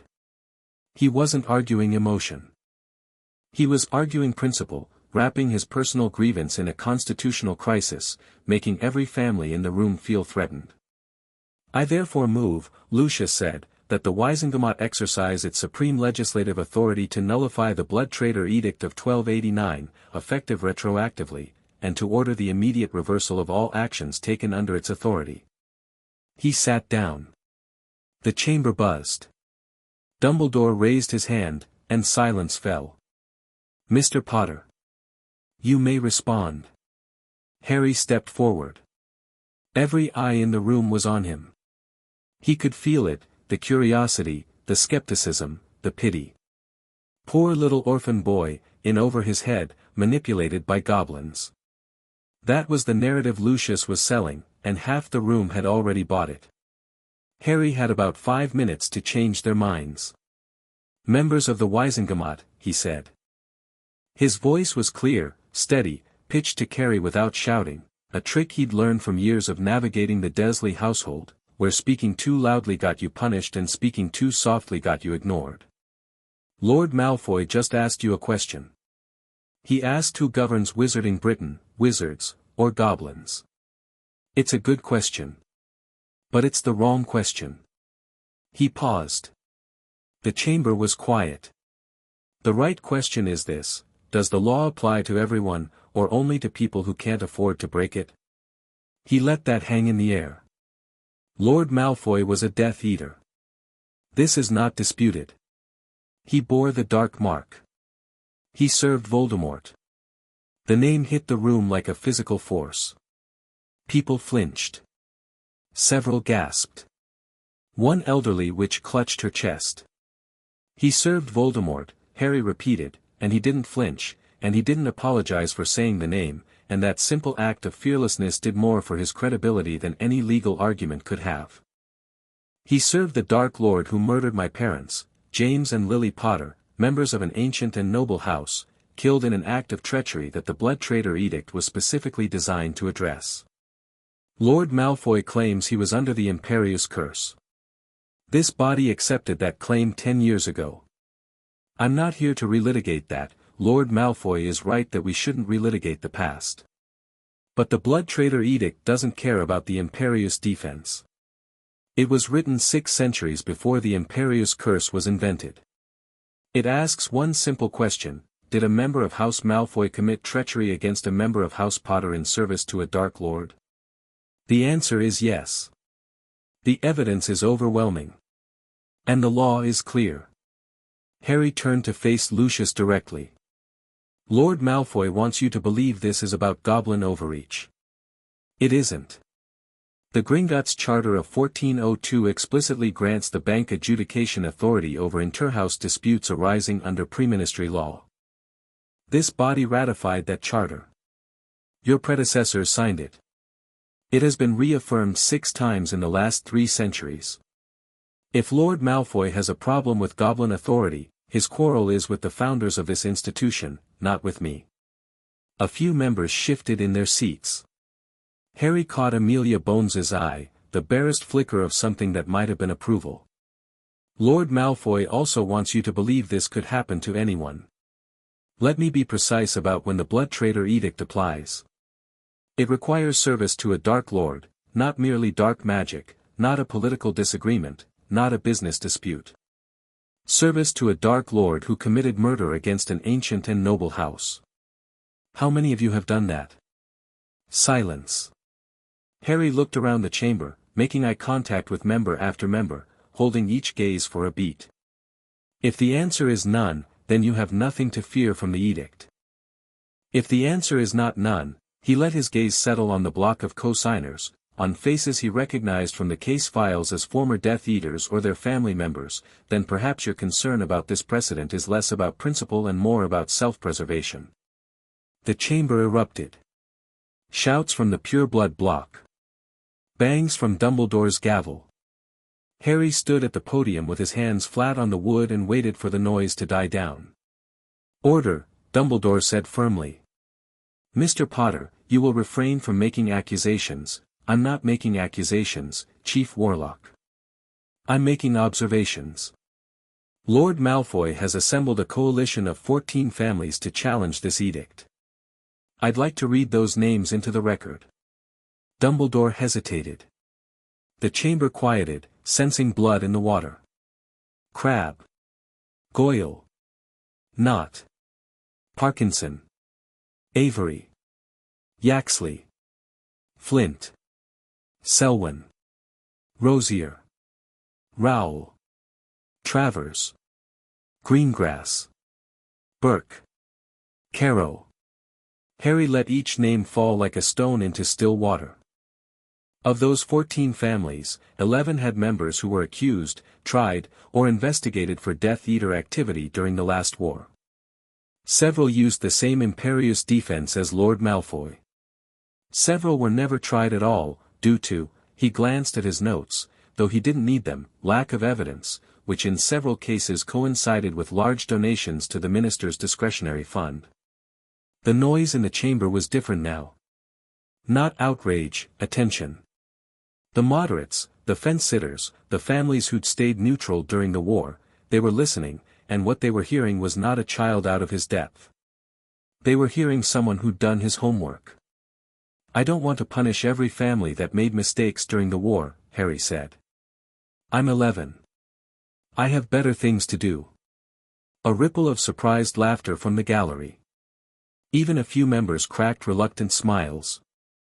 But I will not allow the seizure of Malfoy Manor to be reversed because the people who benefited from my parents' murder find it inconvenient that the law holds them accountable. That's what this is.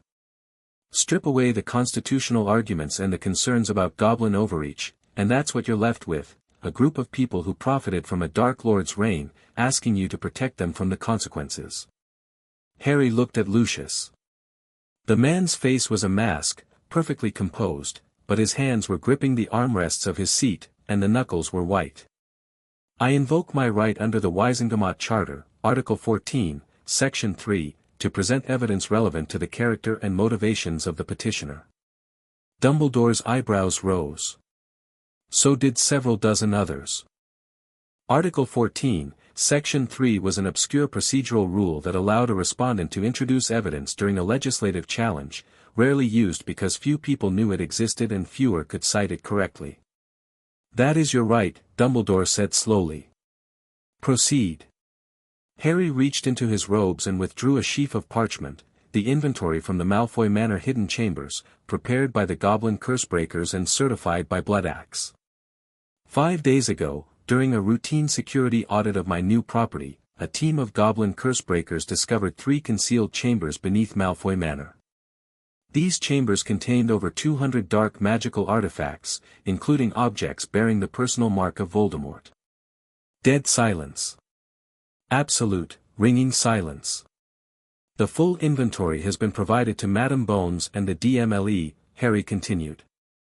Among the items recovered were cursed objects capable of killing on contact, restricted poisons, dark texts banned under the Dangerous Magical Objects Act of 1967, and, he paused, and this was the moment he'd been building toward, the card he'd been holding, a collection of documents that appear to be records of financial transactions between Lord Malfoy and several members of the current ministry, including payments that coincide with the dates of Lord Malfoy's trial and acquittal. The chamber didn't erupt this time. It imploded. Members were on their feet, shouting, pointing, demanding to see the documents. The press gallery was a frenzy of scribbling quills and popping flashbulbs. Rita Skeeter looked like Christmas had come early. Lucius was standing, his mask finally, fully cracked. This is outrageous, stolen property, illegally obtained, the property was obtained through a legally adjudicated writ of seizure, Harry said calmly. Everything found on the property belongs to me. Including the evidence. Order. Dumbledore's voice cut through the chaos, amplified by magic, and the chamber fell silent through sheer force of authority. Order, or I will clear the gallery. Into the silence, Harry said, I'm not asking this body to do anything except what it's supposed to do. Follow the law. The Blood-Traitor Edict is valid law. The Gringotts Charter is a valid treaty. The seizure of Malfoy Manor followed proper legal procedure. If this body nullifies the edict retroactively to protect a man who kept Voldemort's artifacts in his basement, the message is clear, the law only applies to people without money and connections. He stepped back from the podium. I'm done. The silence lasted 3 full seconds, an eternity in a political chamber, and then the noise began again, but different now. Not hostile. Electric. The energy in the room had shifted, and Harry could feel it the way he could feel the Manor's wards, a change in pressure, a turning of the tide. Dumbledore called for a recess. Members flooded the floor, clustering in groups, arguing in fierce whispers. Harry stepped away from the podium and found Griphook at his elbow, the goblin's dark eyes bright with something that looked remarkably like joy. The financial documents were a masterstroke, Griphook murmured. Half the Wisengamot is now terrified that their names are in those records. Are they? Several, yes. But they don't know which ones, and the uncertainty is more powerful than the facts. You've turned Malfoy's coalition into a liability. Every member who supports him now risks being associated with the cover-up. Where did the documents come from? You never mentioned financial records when we catalogued the hidden rooms. Griphook's expression was perfectly innocent. The Cursebreakers were very thorough, Mr. Potter. Goblin thoroughness is legendary. Harry looked at him. You planted them. I did no such thing. I merely ensured that the Cursebreakers paid particular attention to a cabinet that happened to contain financial records that Lucius Malfoy had been foolish enough to keep. Goblins are bankers, Mr. Potter. We know where the money goes. We have always known where the money went. We simply lacked a legal pretext to share that information until you gave us one. Harry considered being angry about this. He considered it for about 2 seconds, then discarded it. The goblins were playing their own game, he'd known that from the beginning. The question wasn't whether they had ulterior motives. The question was whether their motives aligned with his. For now, they did. What happens next? Harry asked. The vote. After the recess, Dumbledore will call for a vote on Malfoy's motion to nullify the edict. Based on the mood of the room, I expect it to fail, but not overwhelmingly. Malfoy still has his core block, and some members will vote with him out of genuine concern about Goblin authority. And if it fails? The seizure stands. The edict remains law. And Lucius Malfoy goes home to, well. Not home. To wherever he's staying. Considerably less wealthy, considerably less powerful, and considerably more dangerous. Dangerous how? A cornered animal is always dangerous, Mr. Potter.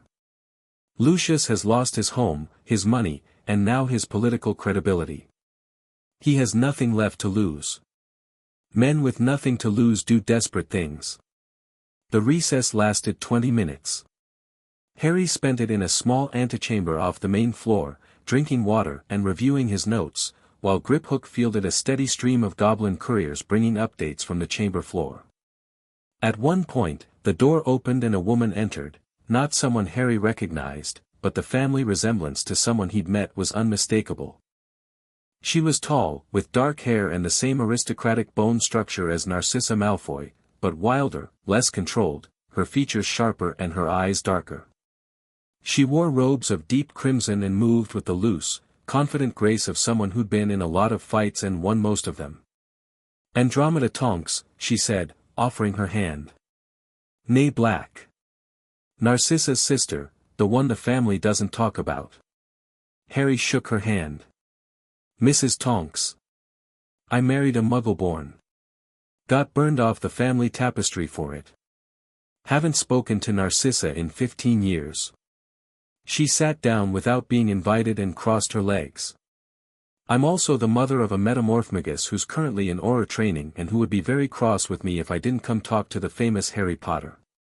I'm not famous. I'm just loud. She laughed, a real laugh, sharp and warm. You're your mother's son, is what you are. Lily Evans argued with everyone about everything and never lost. Drove the purebloods mad. She leaned forward. I came to tell you 2 things. First, well done.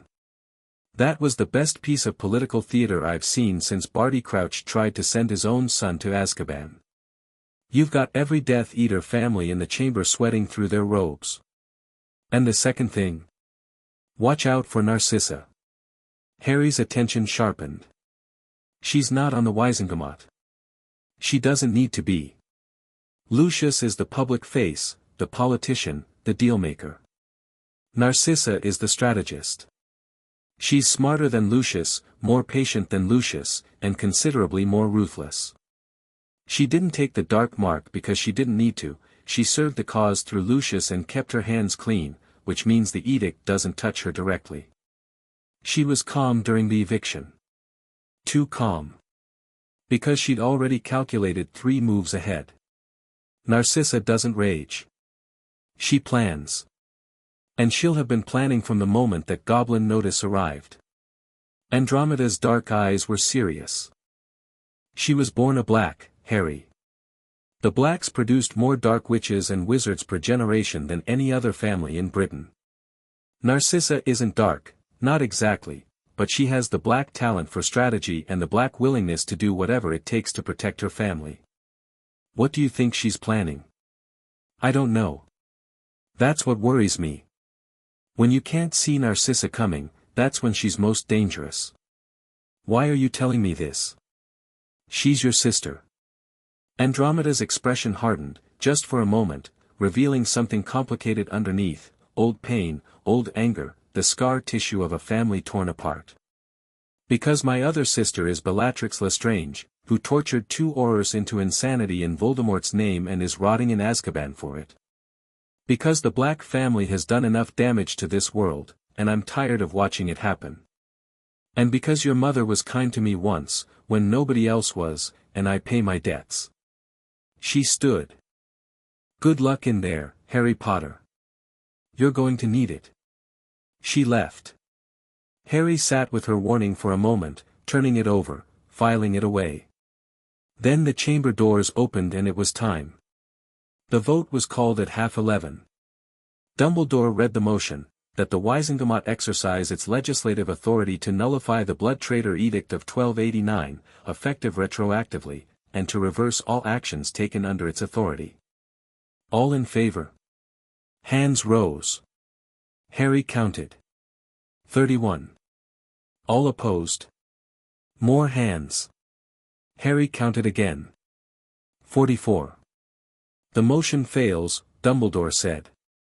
The Blood-Traitor Edict remains in effect. The seizure of Malfoy Manor stands. The pure-blood block erupted in angry protest. Lucius was on his feet, his face white, demanding a recount, demanding a new hearing, demanding, the vote is recorded and final, Dumbledore said firmly. This session is adjourned. Harry turned and walked out of the chamber before anyone could stop him. He didn't pause, didn't gloat, didn't look at Lucius, didn't look at the press gallery, didn't do anything except walk with steady, unhurried purpose through the doors and into the corridor beyond. Griphook fell into step beside him. 44-31, the Goblin said. A 13-vote margin. Comfortable, but not overwhelming. Malfoy still commands a third of the chamber. I noticed. The financial documents were the deciding factor. At least 8 members who were expected to vote with Malfoy switched sides, probably terrified their names would surface next. Good. Let them be terrified. They walked in silence through the ministry corridors, past the fountain in the atrium, a gaudy golden sculpture of a witch and wizard standing above a centaur, a goblin, and a house elf, all gazing adoringly upward, and Harry paused to look at it. That's insulting, he said. Yes, Griphook agreed. It is. When I'm old enough to hold my Wisengamot seat, I'm going to change some things. We'll hold you to that, Mr. Potter. They took the visitors' exit to ground level, a battered red telephone box on a London street, and from there, a goblin portkey back to the manor. Harry's feet hit the gravel drive at 12:30, and he stood in the afternoon sun and breathed. He'd won. The Wisengamot had tried to take his house back, and he'd stopped them. With words, with evidence, with the law itself turned like a blade in his hand. He was 11 years old and he'd just outmaneuvered the most powerful political operator in Wizarding Britain in front of the entire government. He should have felt triumphant. Instead, he felt tired. Not physically, the Manor's magic kept his body sharp, but emotionally, the way you feel after holding your breath for too long. The adrenaline was fading, and underneath it was something he hadn't had time to feel during the session: fear. Not of Lucius, not of the Wisingamat, but of the size of what he'd set in motion. He was 11. He had a house and money and a ring and a wand and goblin allies, but he was still 11, and the world was vast and complicated and full of people who wanted to use him or stop him or both. He went inside. Dobby had lunch waiting: sandwiches, soup, a slab of cake that was entirely too large for one person, and Harry sat at the kitchen table and ate mechanically, his mind already working through next steps. The afternoon disappeared into the library. Harry pulled every book on pureblood politics, the sacred 28 families, and the history of the Wisingamat off the shelves and started building a map. Not a physical map, a mental one, a web of connections and alliances and rivalries, who owed what to whom, who hated whom, who could be turned. The Malfoy library was, ironically, the perfect resource for this. Lucius had kept meticulous records of the political landscape, annotated copies of Wisingamat proceedings going back decades, files on every major family. Harry also found something unexpected: Narcissa's personal library. It was in a small room off the main library, behind a door that was warded but responded to the Manor's master, which was now Harry. Inside, floor-to-ceiling shelves held books on subjects that made Harry's eyebrows rise. Advanced Occlumency. Legilimency Theory. Political Strategy, not wizarding texts, but Muggle ones, books on game theory and negotiation and psychology that Narcissa must have acquired secretly, because no pureblood supremacist's wife should have been reading Machiavelli and Sun Tzu. Andromeda was right. Narcissa was the dangerous one. Harry took every book and moved them to his own study, the room he'd claimed on the second floor, a corner room with windows overlooking the gardens, warded to the teeth, accessible only to him and the house elves. He started reading. The occlumency books were immediately useful. Occlumency, the art of defending the mind against magical intrusion, was, according to the texts, the single most important skill a wizard could develop. It protected against legilimency, mind reading, the Imperious Curse, compulsion charms, and any other magic that targeted the mind. The Potter Grimoire had a section on it too, noting that Potters had traditionally been natural occlumens. Something about the family's magical signature made their minds difficult to penetrate. Harry sat cross-legged on the floor of his study, closed his eyes, and began to practice. It was like building a wall inside his own head. Not a physical wall, a structure of will and focus, a disciplined ordering of thoughts and memories into a protected core that outside forces couldn't reach. The books described it as difficult, requiring months or years of practice. Harry found it intuitive. His mind had been building walls for years, walls against the Dursley's cruelty, walls against the strangeness he couldn't explain, walls against the world. All he had to do now was make them magical. By dinner, he could feel the difference. His thoughts were clearer, more organized, arranged in layers with the most sensitive information: his plans, his fears, his memories of the cupboard, locked behind barriers that hummed with the same energy as the Manor's wards. It wasn't perfect. It wasn't even close to master level. But it was a start, and Harry was a fast learner. He ate dinner in the library, reading between bites, while Dobby hovered anxiously and the other house elves, Mippy, Tilly, Suits, Wren, and Old Creature, who had apparently come with some black family property Narcissa had brought to the marriage and was now technically Harry's, went about the business of maintaining a house that was slowly becoming something other than what it had been. Harry had given them standing orders on the second day: no more Malfoy crests. Remove them from the pillowcases, the linens, the silverware, the stationery. Replace them with the Potter Griffin or leave them blank. The house elves had thrown themselves into this task with an enthusiasm that told Harry everything he needed to know about how the Malfoys had treated them. Dobby, in particular, had become something between a servant and a shadow, always nearby, always watching, vibrating with a fierce, almost frightening loyalty.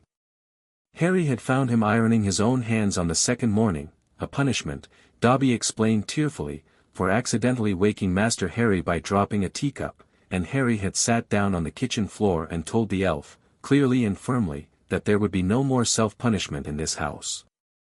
Ever. For any reason. Dobby had cried for 20 minutes and then made Harry the best breakfast of his life. The evening was quiet. Harry watched the sun set over the gardens from the library window, the sky turning pink and gold, the peacock settling into the yew hedges for the night, the last of the day's warmth fading from the stone. He should have gone to bed. Instead, he went to the dueling gallery. The gallery was long and high-ceilinged, with enchanted torches that brightened when someone entered and targets that activated at a word. Harry rolled up his sleeves, drew his wand, and began to work. He started with basics, Lumos, Nox, Wingardium Leviosa, the color change charm, the locking and unlocking spells. Child's play. He moved through them quickly, feeling the magic respond to his will with increasing precision, like a musician warming up on a familiar instrument. Then he opened the Potter grimoire to the combat section and things got interesting. Potter family magic was built around two principles, speed and adaptability. The spells weren't flashy, no massive explosions or dramatic effects. They were efficient. A disarming charm that was 3 times faster than the standard Expelliarmus. A shield that didn't just block but redirected incoming spells. A binding curse that adjusted itself to the target's strength. A cutting hex that could slice through standard shields like they weren't there. Harry practiced until midnight, working each spell until it was smooth and instinctive, until the wand moved before his conscious mind gave the order.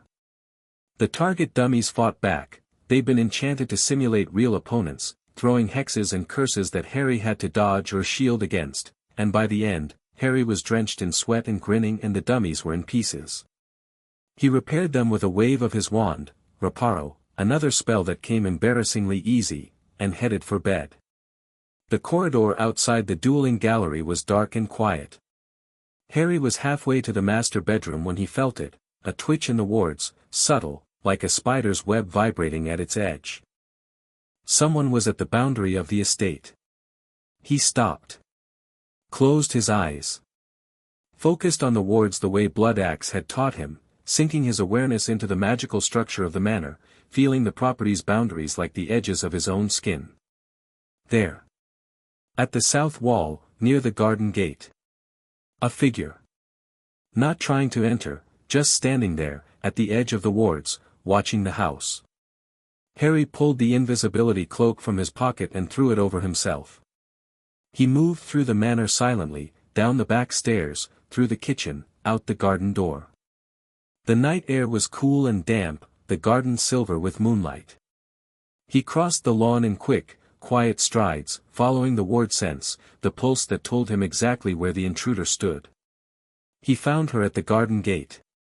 Narcissa Malfoy, standing on the public side of the ward boundary, wearing a dark traveling cloak with the hood down, her pale face luminous in the moonlight. She wasn't trying to breach the wards. She wasn't casting spells. She was simply standing there, looking at the manor, her former home, with an expression that Harry couldn't see clearly from 30 feet away. He considered his options. He could ignore her, she wasn't trespassing, technically, the ward boundary extended 10 feet beyond the physical wall. He could confront her, but that would mean revealing the invisibility cloak, and he wanted to keep that secret. He could alert the goblins. Or he could listen. He moved closer, silent under the cloak, until he was 10 feet from the gate. Narcissa wasn't alone. A house elf stood beside her, not one of the manor elves, a different one, smaller, wearing what looked like a tea towel with the black family crest. She was speaking to it in low, rapid tones. The cabinet. The vanishing cabinet in the drawing room. Was it moved? The elf wrung its hands. Creature is not knowing, mistress. Creature is being told to serve new master. New master is telling creature to remove Malfoy crests. Creature does not want to serve, creature, focus. The cabinet. Is it still in the house? Creature is not seeing it, mistress. The goblin creatures took many things from the hidden rooms. Bad things. Dark things. Creature thinks the cabinet was taken too. Narcissa's expression tightened. Something about the vanishing cabinet mattered to her, mattered a great deal, from the tension in her shoulders and the careful control of her voice. And the diary? The small black book in the second chamber? Gone, mistress. All gone. The goblin creatures took everything. Narcissa closed her eyes. When she opened them, her expression had changed, the strategic calm was cracked, and underneath was something raw. Fear, Harry thought.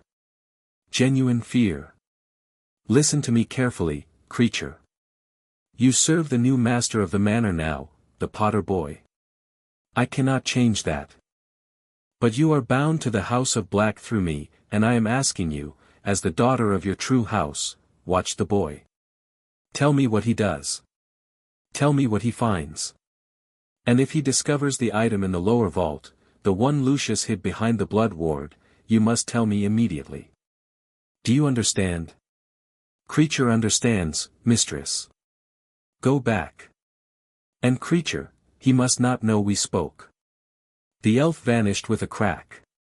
Narcissa stood at the gate for a moment longer, her gaze on the manor, and Harry saw it then, the fear, the calculation, and something else.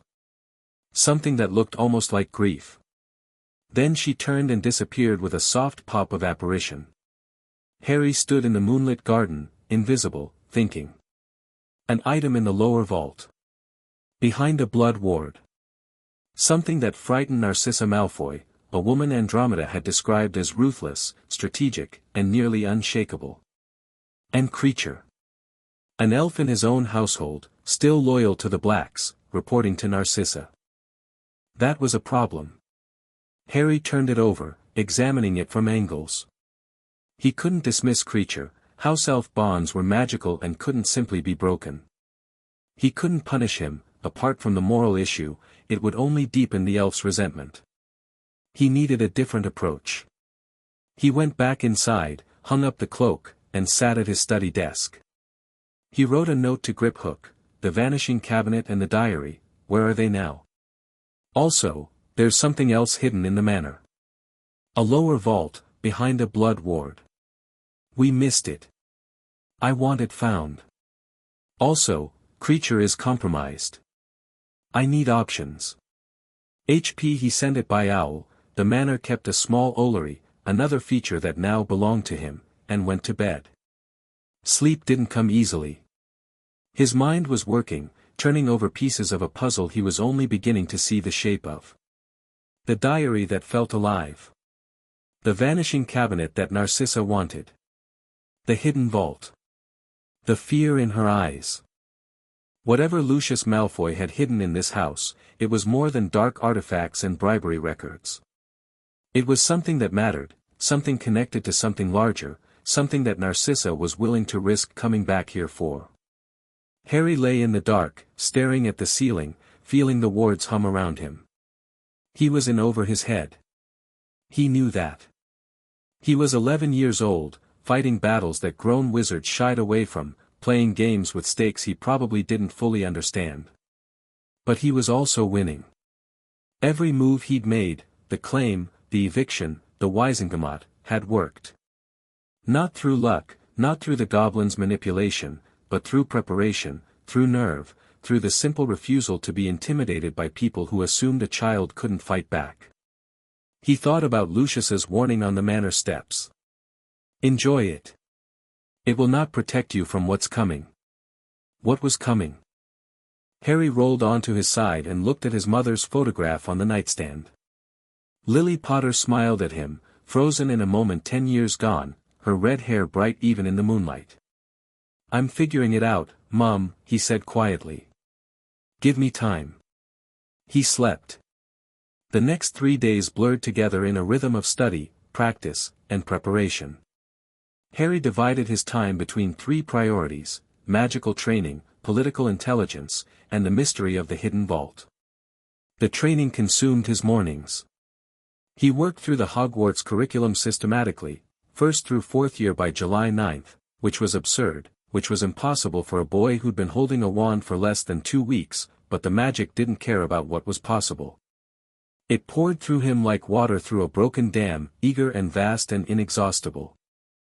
The Potter grimoire helped, family spells that built on each other, each one laying a foundation for the next, a curriculum designed over generations to produce powerful, versatile combat wizards.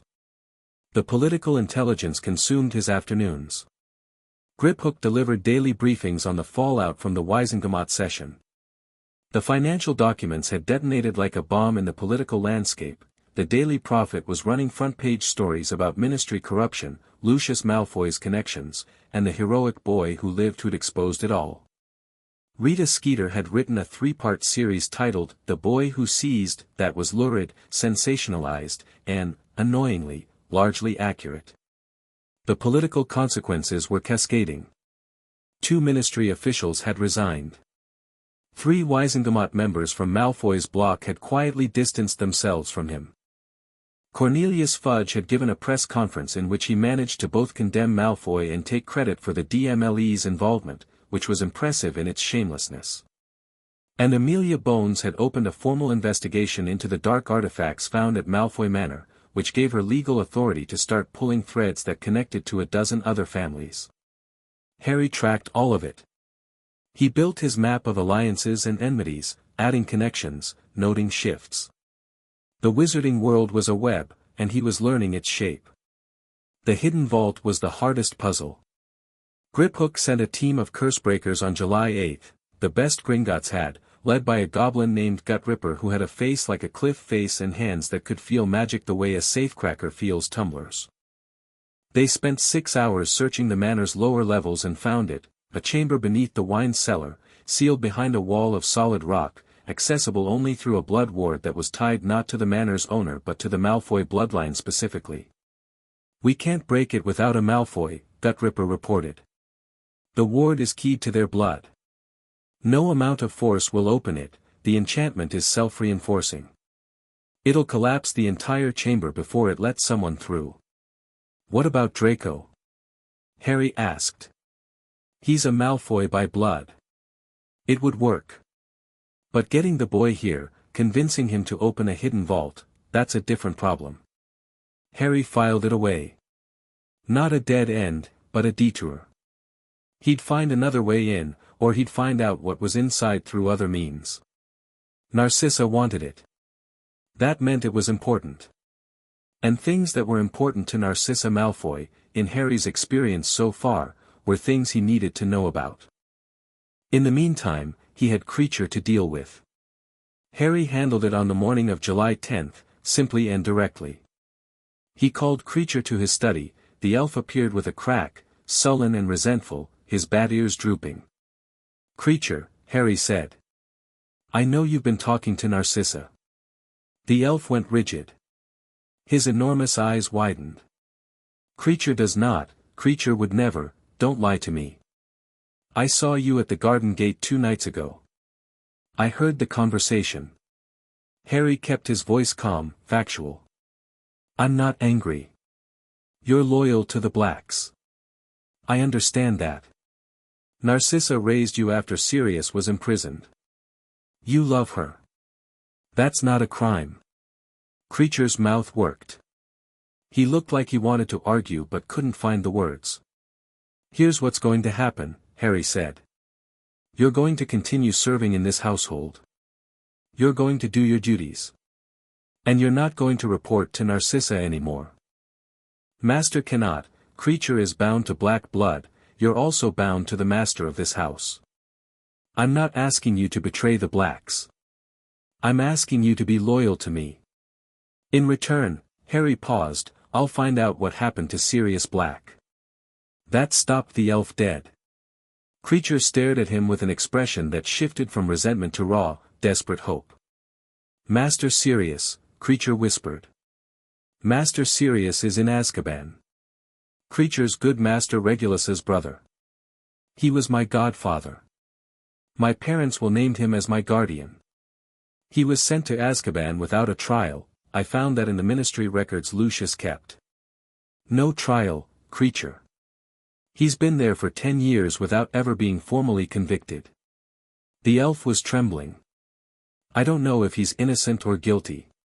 But I know he deserves a trial, and I intend to see that he gets one. If you serve me faithfully, honestly, I'll do everything I can for him." Creature looked at Harry for a long, searching moment. The resentment wasn't gone, it might never be entirely gone, but something else was there now. A crack in the wall. "Creature will serve," the elf said finally. "Creature will serve Master Harry Potter. But if Master is lying about Master Sirius, I don't lie, creature. Ask Dobby." The elf vanished with a crack. Harry sat back and exhaled. One problem managed. A dozen more to go. On July 10th, a letter arrived that wasn't from the Ministry or Gringotts or the press. It was written on plain parchment in a careful, somewhat cramped hand, and it bore no seal.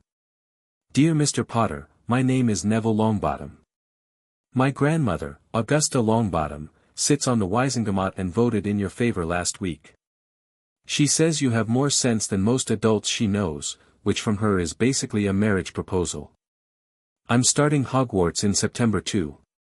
I know who you are, everyone does, but I'm not writing because you're famous. I'm writing because my parents were in the Order of the Phoenix with your parents. They fought together.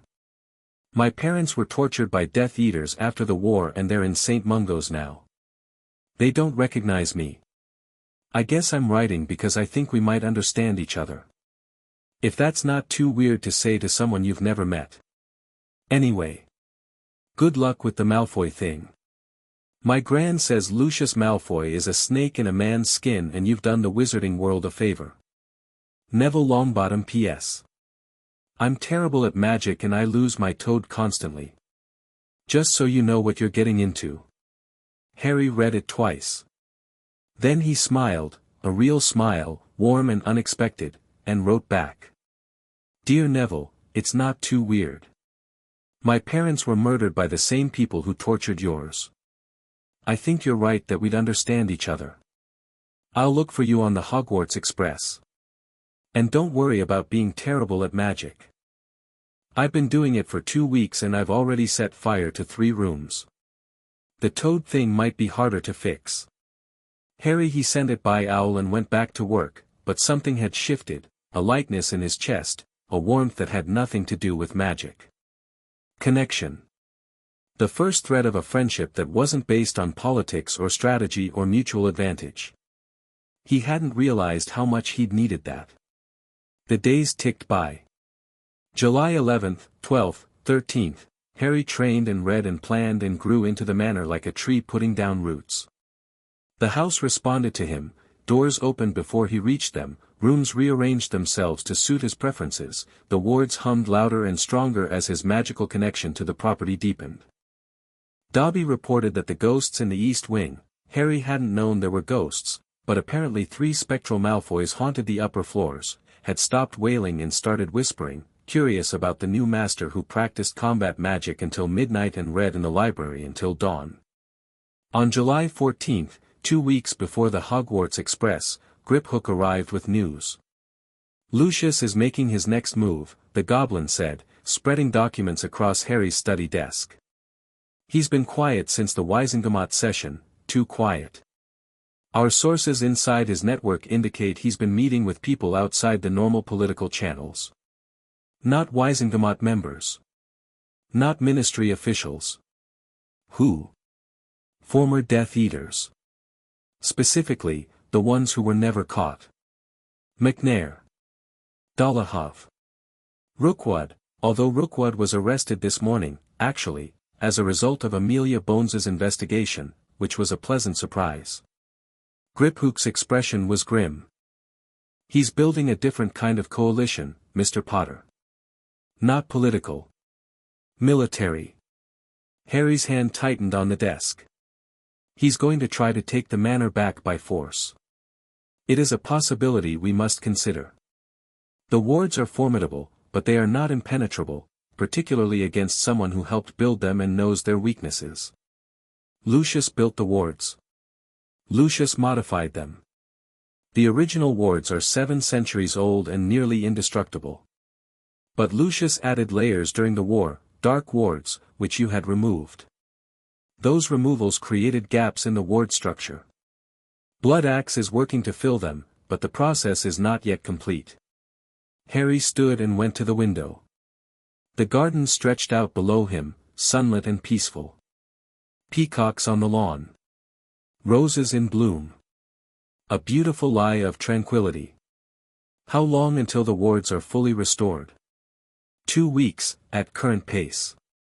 The Hogwarts Express leaves on September 1st. I'll be at school. The manor will be empty except for the house elves. Yes. Which is almost certainly when Lucius will strike, after you've left, when the house is vulnerable and the political attention has moved on. Harry turned from the window. Then we don't let him choose the timing. If he wants a fight, we give him one, on our terms, on our ground, before I leave for school. Griphook studied him.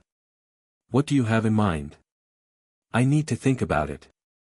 But Griphook, tell Ragnarok to keep the enforcement team on standby. And tell Blood Axe to prioritize the combat wards. I want this house ready for a siege. A siege. If Lucius Malfoy wants his house back badly enough to bring Death Eaters to my door, then he's going to find out what happens when you attack a Potter in his own home. Harry's voice was quiet, but the ring on his finger pulsed, and the wards pulsed with it, and for a moment the entire manor seemed to lean in, listening, ready. I'll pass the message along, Griphook said. He gathered his documents and paused at the door. Mr. Potter. You've been extraordinary these past 2 weeks. But Lucius Malfoy with a wand is a different threat than Lucius Malfoy with a solicitor. Don't underestimate him. I won't. And don't overestimate yourself. Harry met the goblin's dark eyes. I won't do that either. But I'm not giving this house back, Griphook. Not to him. Not to anyone. This is mine. Griphook nodded once and left. Harry stood alone in his study, the summer sun warm on his face, the wards singing in his blood, and began to plan. Chapter 4, The Boy Who Chose the Attack came on a Thursday. Not September, when Griphook had predicted. Not after Harry left for Hogwarts, when the manor would be empty and vulnerable. Lucius Malfoy was many things, arrogant, vindictive, dangerous, but he wasn't stupid, and he knew that Harry was expecting a late strike. So he struck early, because the best way to beat someone who was planning for a war was to start it before they finished planning. July 24th. 3 days before Harry's preparations were complete. 5 weeks before the Hogwarts Express. Harry woke at 2 in the morning to the wards screaming. Not a subtle vibration this time, a full-throated shriek that tore through his consciousness like a blade, the magical equivalent of every alarm in the building going off at once. He was out of bed before his eyes were fully open, wand in hand, feet hitting the cold stone floor, the invisibility cloak already in his other hand by instinct.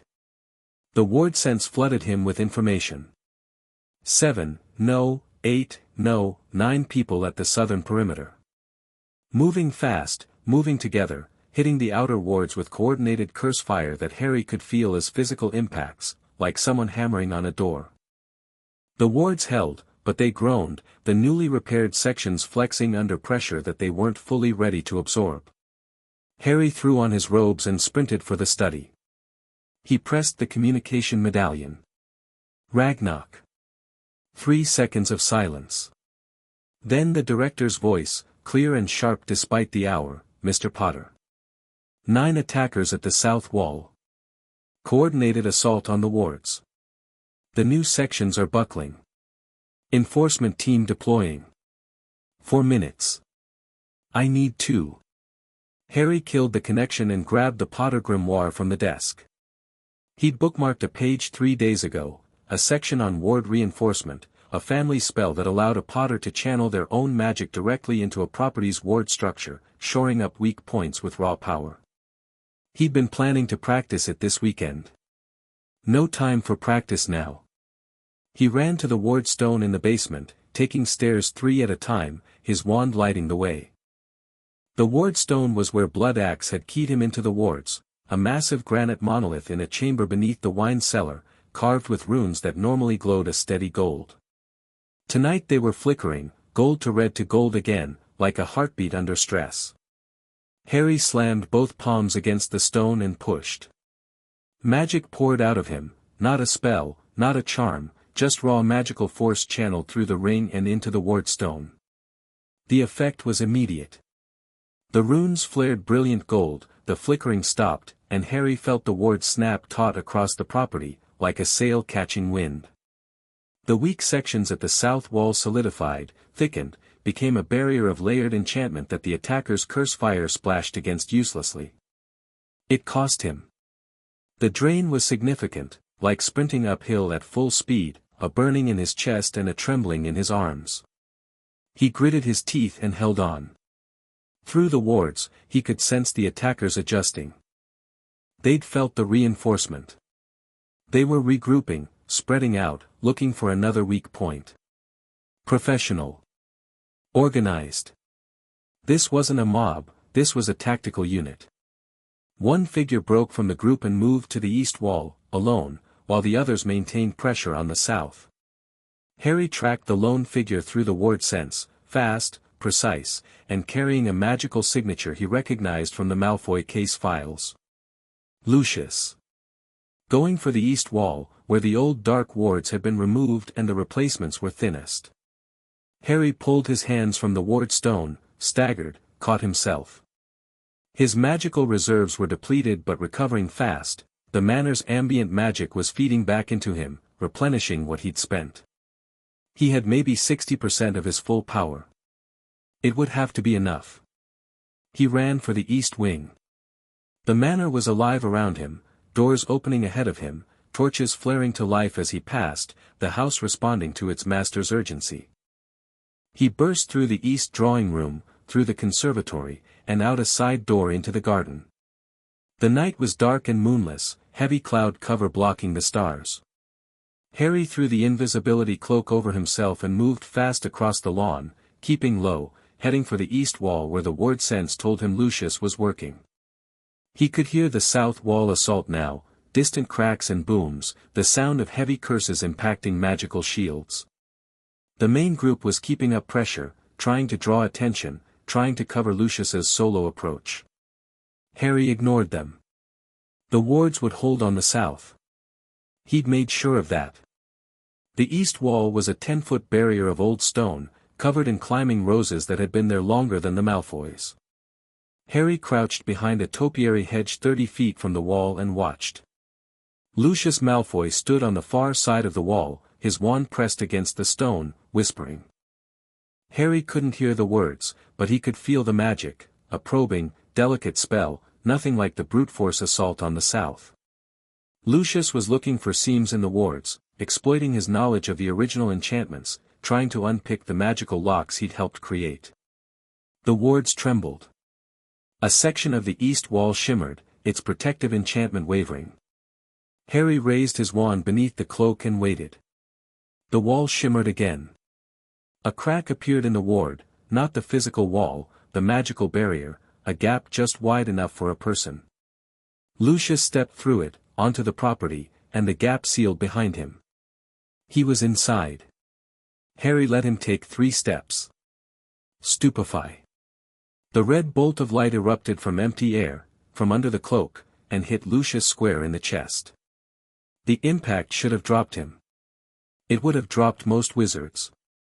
But Lucius Malfoy had survived a war, had dueled Aurors, had served a Dark Lord who punished incompetence with death, and his reflexes were the reflexes of a man who had been expecting an attack every moment of his life for 2 decades. He twisted as the spell hit, taking it on the shoulder instead of the center mass, and the stunner threw him sideways but didn't put him down. He hit the ground, rolled, came up with his wand out of the cane and firing before he'd fully regained his feet. Avada, Harry was already moving. He threw himself sideways, the killing curse's green light scorching the air where he'd been standing, and the invisibility cloak slipped as he rolled, revealing him, a boy in black robes on the moonless lawn, wand up, facing a Death Eater who'd just tried to kill him. Lucius saw him and his expression twisted, shock, rage, and something that might have been disbelief that an 11-year-old had gotten the drop on him. "Potter," he snarled. Harry didn't waste breath on a reply. He fired the Potter family disarming spell, 3 times faster than Expelliarmus, a tight bolt of gold light, and followed it with the redirecting shield, angling his body sideways the way the grimoire taught, presenting a narrow target. Lucius blocked the disarmer with a slash of his wand, a dark shield, black and crackling, and countered with a curse Harry didn't recognize, a twisting purple bolt that screamed through the air like a living thing. Harry's shield caught it, redirected it into the ground, where it blasted a crater 3 feet wide in the lawn. They circled each other. The garden was dark, the only light the flash of spells, and Harry could feel his heart hammering, but his mind was clear, crystal clear, the occlumency training holding, his thoughts organized and fast. "You're out of your depth, boy," Lucius said. His voice was controlled again, the mask back in place, the Death Eater's cold precision. "One lucky spell doesn't make you a duelist." Harry hit him with 3 spells in rapid succession: Disarmor, Cutting Hex, Binding Curse, the Potter combat sequence, designed to overwhelm a single opponent with speed. Lucius blocked the first, dodged the second, and the Binding Curse caught his left arm, snapping it to his side. He ripped free with a blast of raw magic that cratered the ground around him, and his return fire was vicious, a chain of dark curses, Bone Breaker, Blood Boiler, Entral Expeller, spells designed to maim and kill without hesitation. Harry dodged, shielded, redirected. He was faster than Lucius, significantly faster, his young body and sharp reflexes giving him an edge in raw speed, but Lucius had 30 years of experience and a repertoire of dark magic that Harry had no answer for. Every exchange cost Harry more than it cost Lucius, because Harry was fighting defensively, reacting to spells he'd never seen before, while Lucius was attacking with the confidence of a man who'd been doing this since before Harry was born. A bone-breaking curse clipped Harry's left shoulder and he felt something crack. Pain lanced through his arm, white-hot, and he stumbled. Lucius pressed the advantage, closing the distance, his wand a blur. Harry dropped to one knee, pointed his wand at the ground, and cast a spell from the grimoire that he'd never practiced against a live opponent, a concussive blast that used the earth itself as a weapon, sending a shockwave through the ground that erupted beneath Lucius's feet. The explosion of dirt and stone lifted Lucius off the ground and threw him 15 feet. He hit the east wall hard, slid down it, and didn't get up immediately. Harry's shoulder was screaming. He could feel the broken bone grinding when he moved, and his left arm hung useless. He kept his wand up with his right hand and advanced on Lucius's position, stepping over the ruined lawn, his breath coming in sharp gasps. Lucius was getting up. Slower now, bleeding from a cut on his forehead, his robes torn, but getting up. His eyes were wild, the mask was gone, and what was underneath was ugly. Pure hatred, distilled and concentrated. "Your father died on his knees," Lucius said, and the words were designed to wound, to destabilize, to make Harry angry enough to make a mistake. Begging. Crawling. The Dark Lord laughed, incarcerous. The binding spell hit Lucius mid-sentence, heavy magical ropes wrapping around his torso, arms, legs. He toppled, his wand falling from fingers that were suddenly pinned to his sides. He hit the ground face first, and Harry walked up to him and stepped on the wand. "Holly met you." Harry's foot on Lucius's weapon. The night was quiet except for the distant sound of combat at the south wall and Lucius's ragged breathing. "My father died on his feet," Harry said. "Wandless. Buying time for my mother. I read the Auror's report." He crouched down, his broken shoulder singing with pain, and looked Lucius in the eye. "You weren't there that night, were you? You let your master do the killing while you stayed safe. That's what you do, you let other people bleed for you. You did it in the war. You did it at your trial. You're doing it now, with 8 other people attacking my south wall while you sneak in through the side." Lucius's face was pressed into the dirt. His gray eyes burned. "You think this is over, Potter? Kill me or let me go. Those are your choices. And you don't have the stomach to kill. You're right. I don't. But I don't need to. The air cracked. For times, 5, 6, goblin apparition, the sound sharper and cleaner than wizard apparition, and suddenly the garden was full of armored figures. Blood Axe materialized 2 feet from Harry, her dark silver armor gleaming, her war axe already drawn. The south wall attackers are in retreat, she reported, her eyes scanning the garden, assessing. 2 captured. 6 fled via emergency portkey. The wards held. This one's mine, Harry said, nodding at Lucius. Blood Axe looked down at the bound Death Eater with an expression of professional satisfaction. So I see. You're injured. Broken shoulder. It can wait. It cannot. She produced a small vial from her belt, goblin healing potion. Harry recognized it, and pressed it into his hand. Drink. Now. Harry drank. The potion was foul, it tasted like metal and burnt hair, but the effect was immediate. His shoulder went furnace hot, then ice cold, and then the pain simply stopped. He felt the bone knit, felt the joint resettle, and within 30 seconds he could move his left arm again. The 2 captured attackers, Harry said.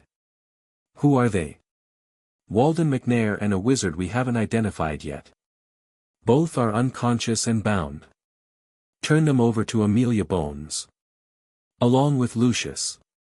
Harry looked down at Malfoy. Attacking a warded property with dark magic. Attempted murder, he used the killing curse. Conspiracy. Whatever else Bones can make stick.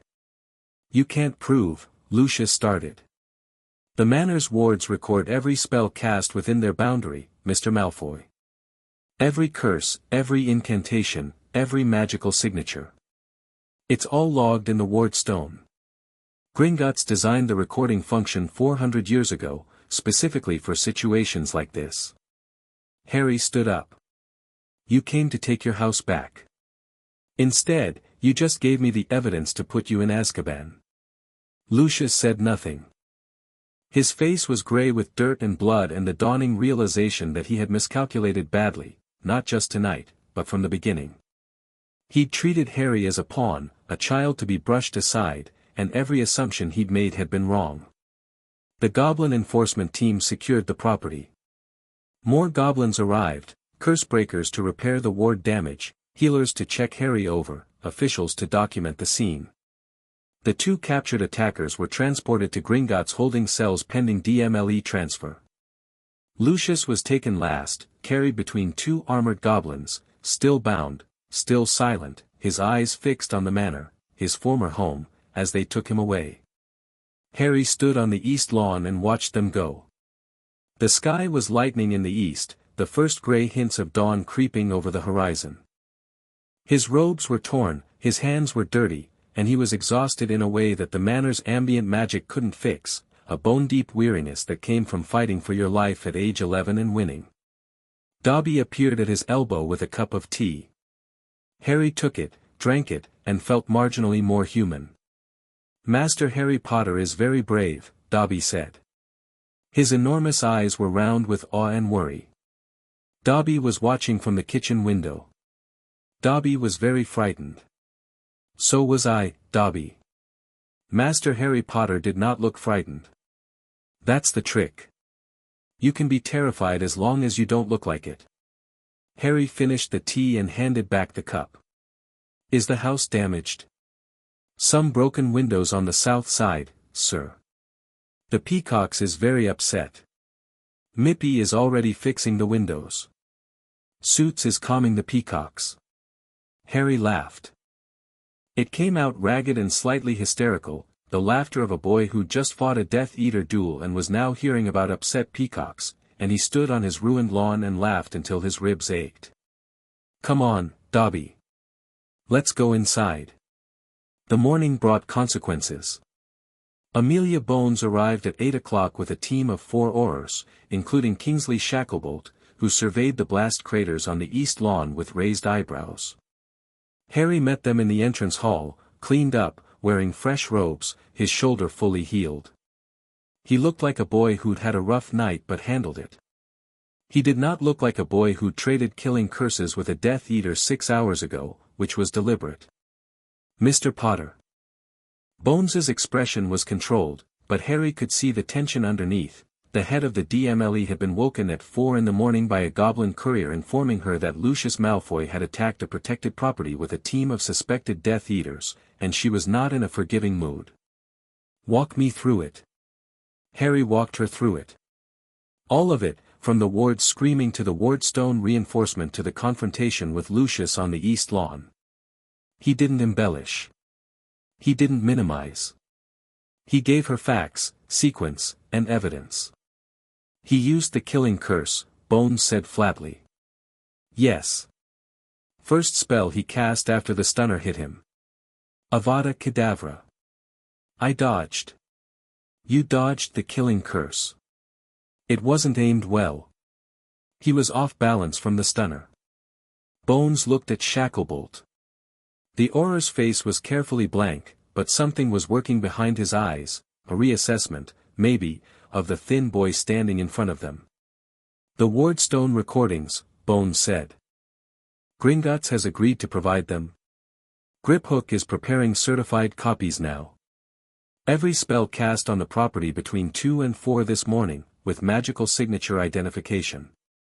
It'll show you who was here and what they cast. That evidence will be admissible in a Wisengamot trial.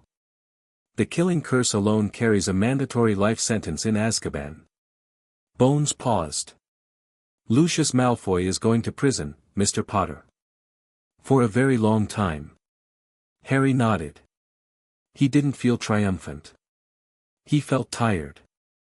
The other attackers who escaped, can you identify them? The ward recordings should capture their signatures.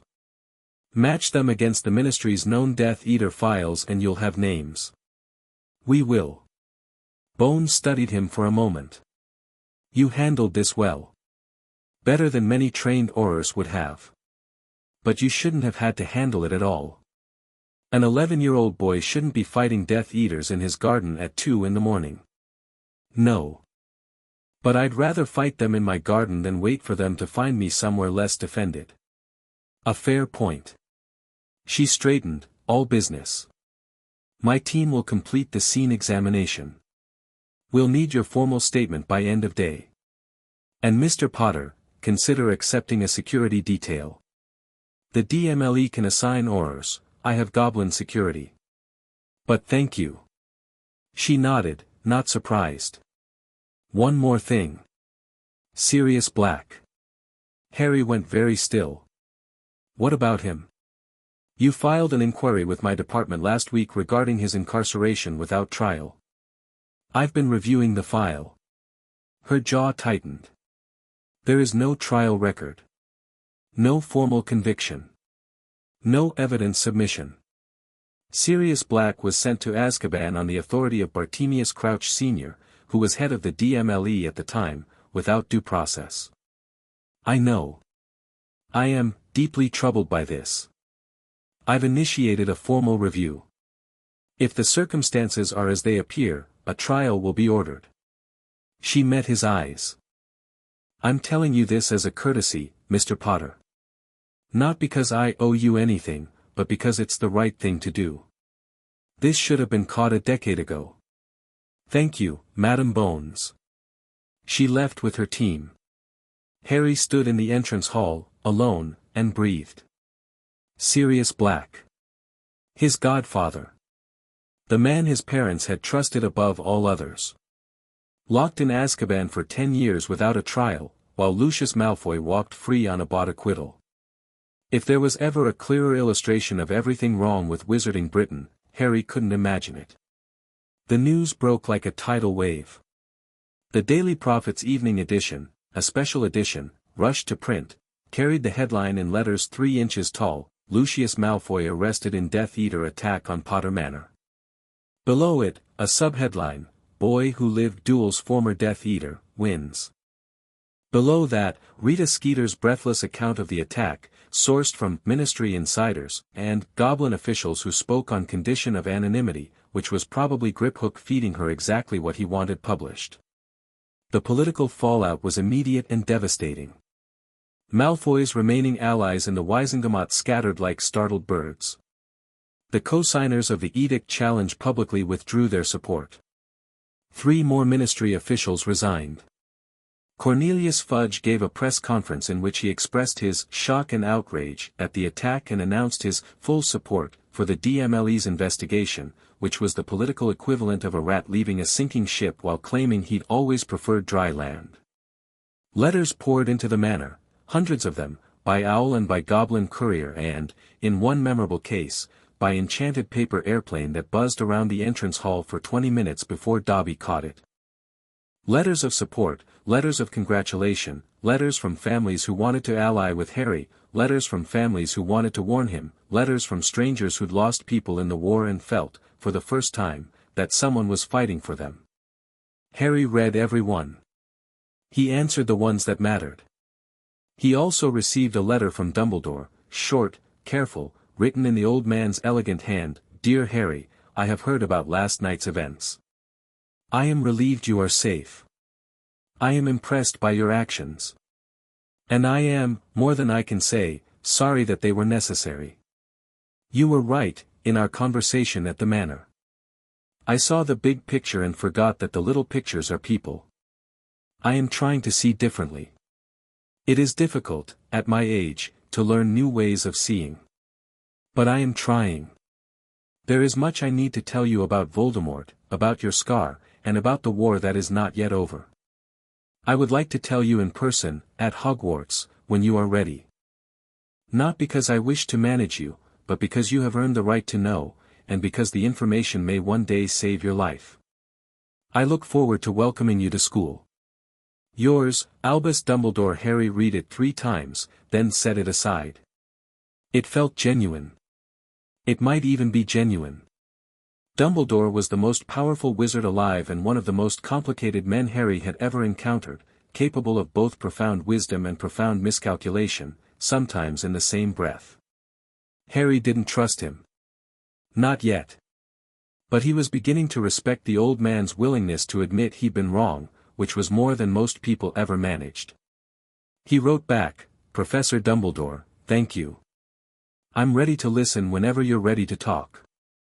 I have some things to tell you too, about objects I found in the manor that I think are connected to Voldemort. One of them made my scar hurt. See you on September 1st. Harry Potter. The days between the attack and September 1st passed in a strange, golden calm. The threat of Lucius was gone. He was in a holding cell beneath the ministry, awaiting trial, denied bail on the grounds of flight risk and the severity of the charges. The ward recordings had identified 6 of the 8 escaped attackers, and Bones's Aurors were hunting them down one by one. McNair was already in a cell beside Lucius. The others would follow. Harry used the time well. He trained. Every morning, 2 hours in the dueling gallery, working through the Potter Grimoire's combat curriculum with relentless focus. His duel with Lucius had taught him things that practice against dummies never could: the speed of real combat, the terror of a killing curse, the way your body responds when someone is genuinely trying to end your life. He drilled until his reactions were instinctive, until the spells came without conscious thought, until his wand felt like an extension of his arm. He studied. The Hogwarts curriculum, the Potter Grimoire, the books from Narcissa's personal library. Occlumency came faster now, his mental shields were layered and strong, his thoughts organized behind walls that could resist casual legilimency. He wasn't a master, not yet, but he was beyond anything an 11-year-old should have been capable of, and improving daily. He explored the manor. Room by room, floor by floor, discovering secrets that the Malfoys had accumulated over centuries. Hidden passages that connected distant parts of the house.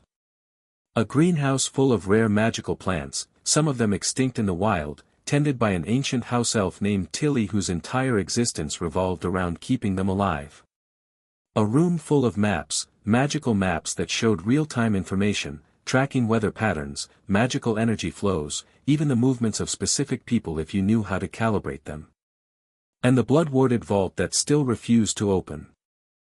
Harry stood before it every evening, pressing his hand against the cold stone, feeling the ward push back, not aggressively, just firmly. A Malfoy door that wouldn't open for a Potter. Whatever was behind it, Narcissa wanted it, and Harry had a growing suspicion that it was connected to the diary that had made his scar hurt and the vanishing cabinet that had disappeared into Gringotts's vaults. He'd asked Griphook to analyze the diary. The results came back on August 2nd, and they were deeply strange.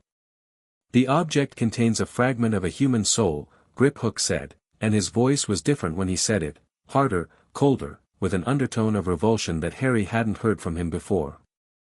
This is magic of the darkest kind, a Horcrux. Created through murder, it splits the soul and anchors a piece to a physical object, making the creator effectively immortal as long as the object survives. Harry stared at him. Voldemort's soul. Yes. And if one exists, there may be others. This, Griphook's long fingers tightened on the edge of Harry's desk, this is why he survived. This is why the killing curse didn't kill him. He had anchors. How many? We don't know. But the existence of even one explains a great deal about the Dark Lord's survival and the persistent residue of his magic that we've detected in various locations over the past decade. Harry touched his scar. The lightning bolt, the mark left by a killing curse that should have killed him. A piece of Voldemort's soul, could there be a fragment in him, too? The thought was ice in his veins. Can Gringotts destroy it? We believe so. Goblin-forged metal has unique properties, it absorbs and can neutralize enchantments, even those of this nature. We have a blade that should suffice. But I want to study it further before we act. If there are others, understanding this one may help us find them. Be careful with it. We are always careful, Mr. Potter. Careful is how goblins survive. Harry wrote to Dumbledore that night, a short letter, no details, just, I've found something connected to Voldemort. Something that explains how he survived. We need to talk about this in person. Urgently. Dumbledore's reply came the next morning, I know what you found. I have been searching for them for years. Come to my office on September 2nd. There is much to discuss. He knows, Harry thought. He's known. And he didn't tell me.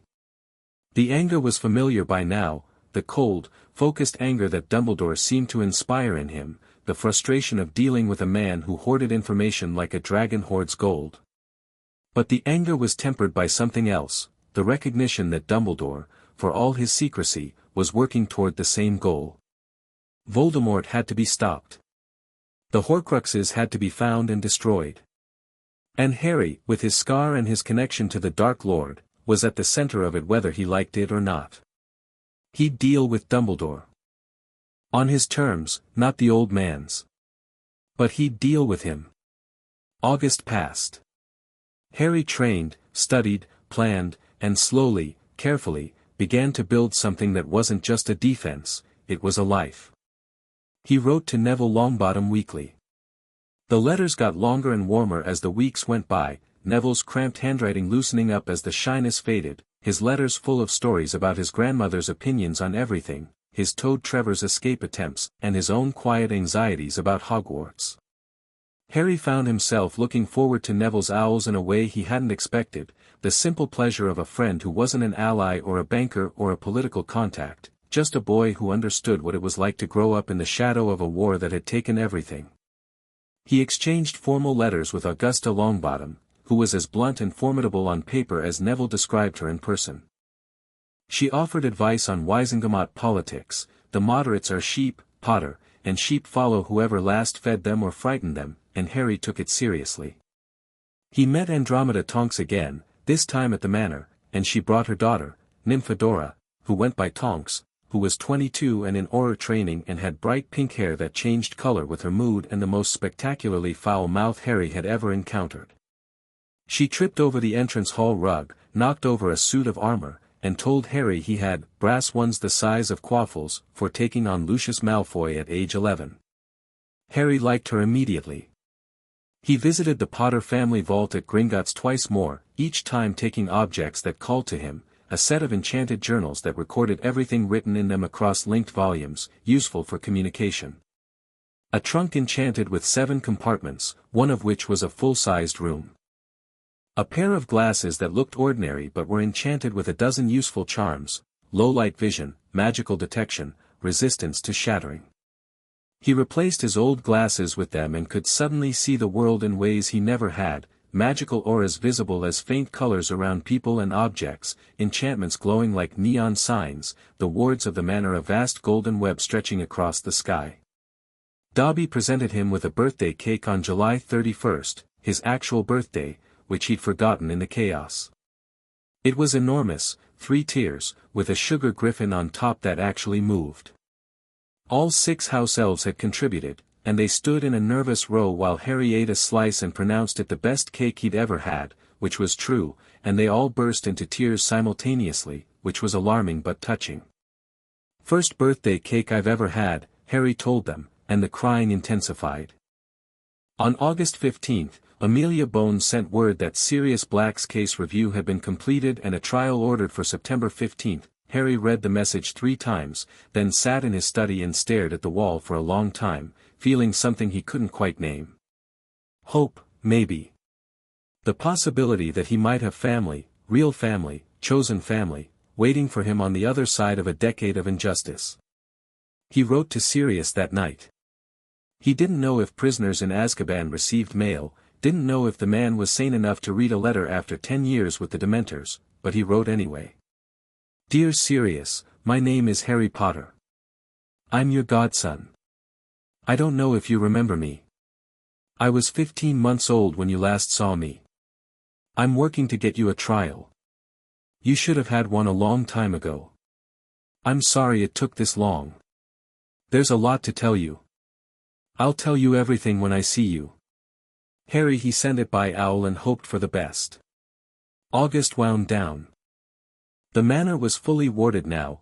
Blood Axe had completed the restoration, filling every gap, adding new layers of goblin-designed protection that made the already formidable defenses nearly impenetrable.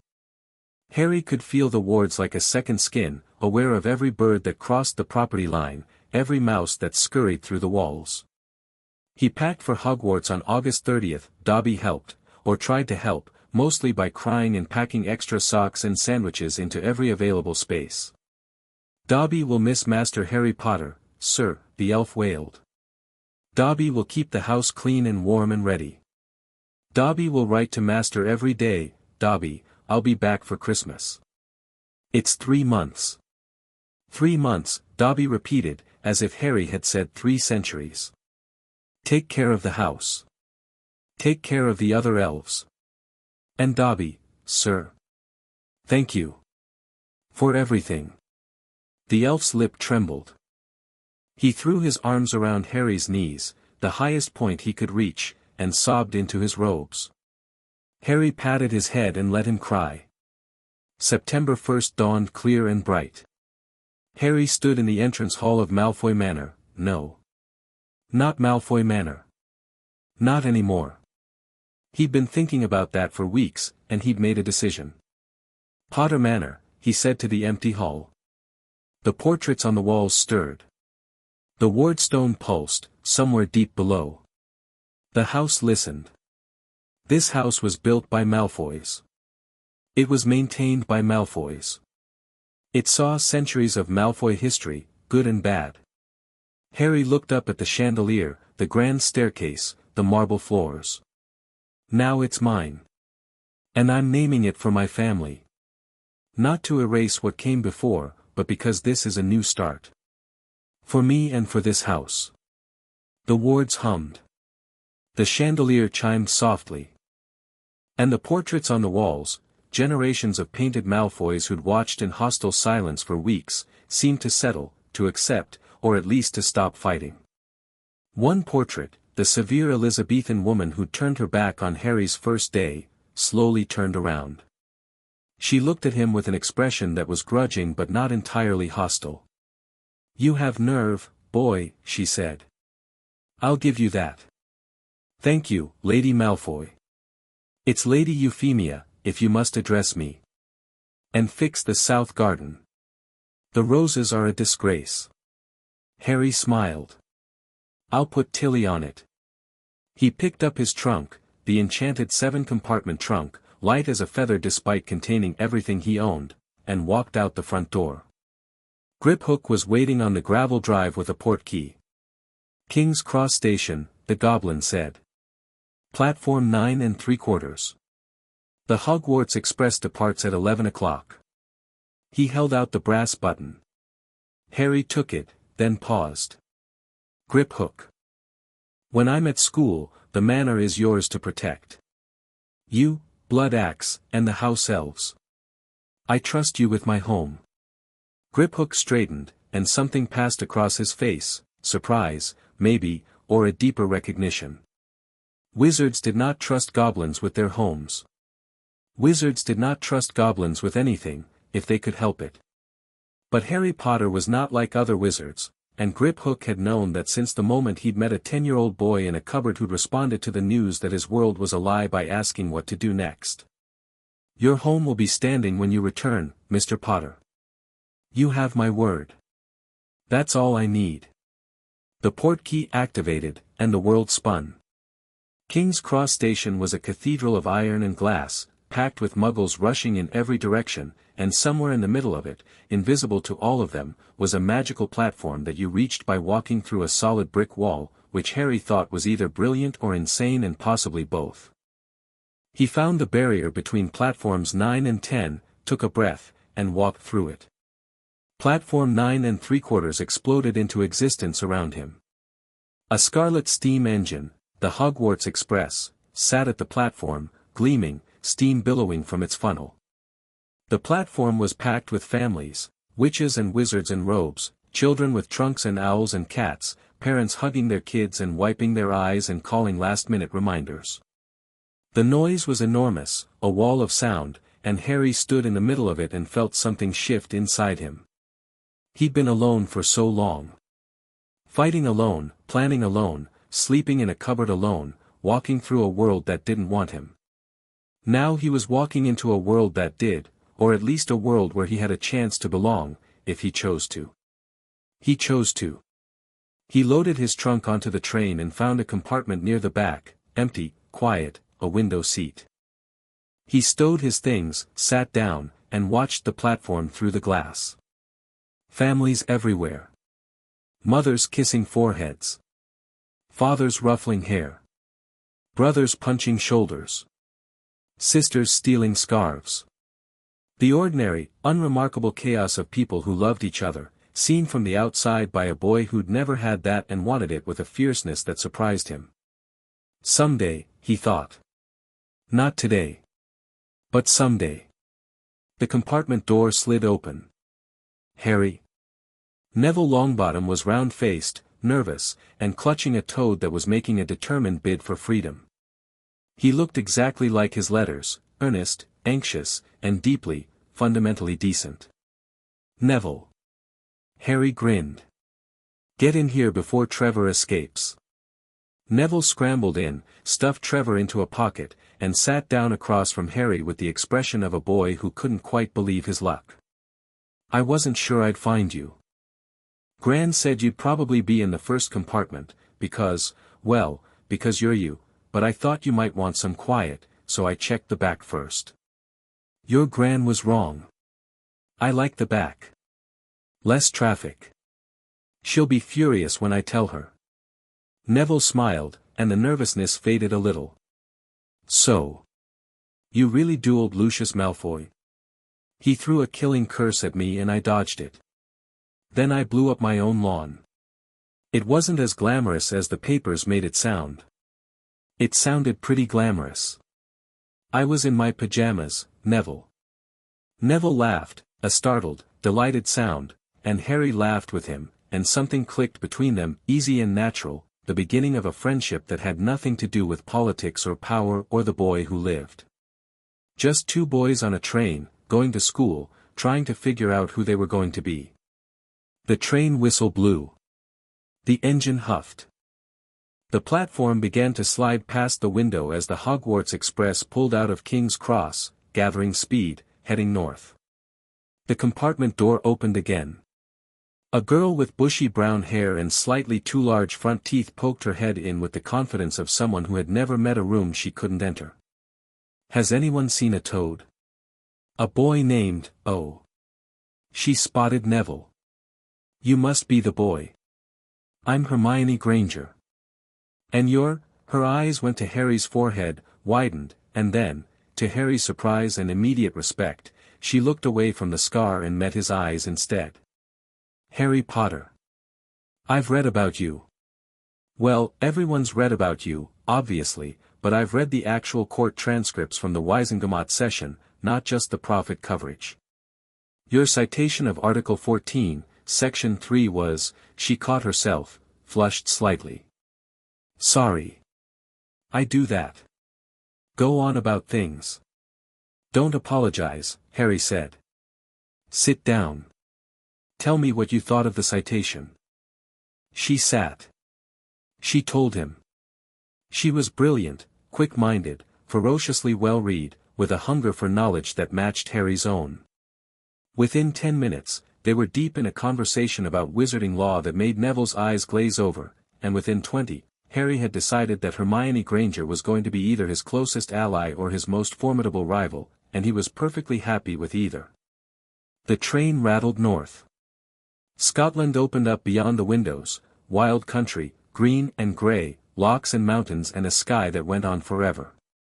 Harry sat with his friends, the word still new and bright in his mind, and talked and laughed and argued about magic and ate too many chocolate frogs and watched the landscape change. At some point, the compartment door opened a third time, and Draco Malfoy stood in the corridor.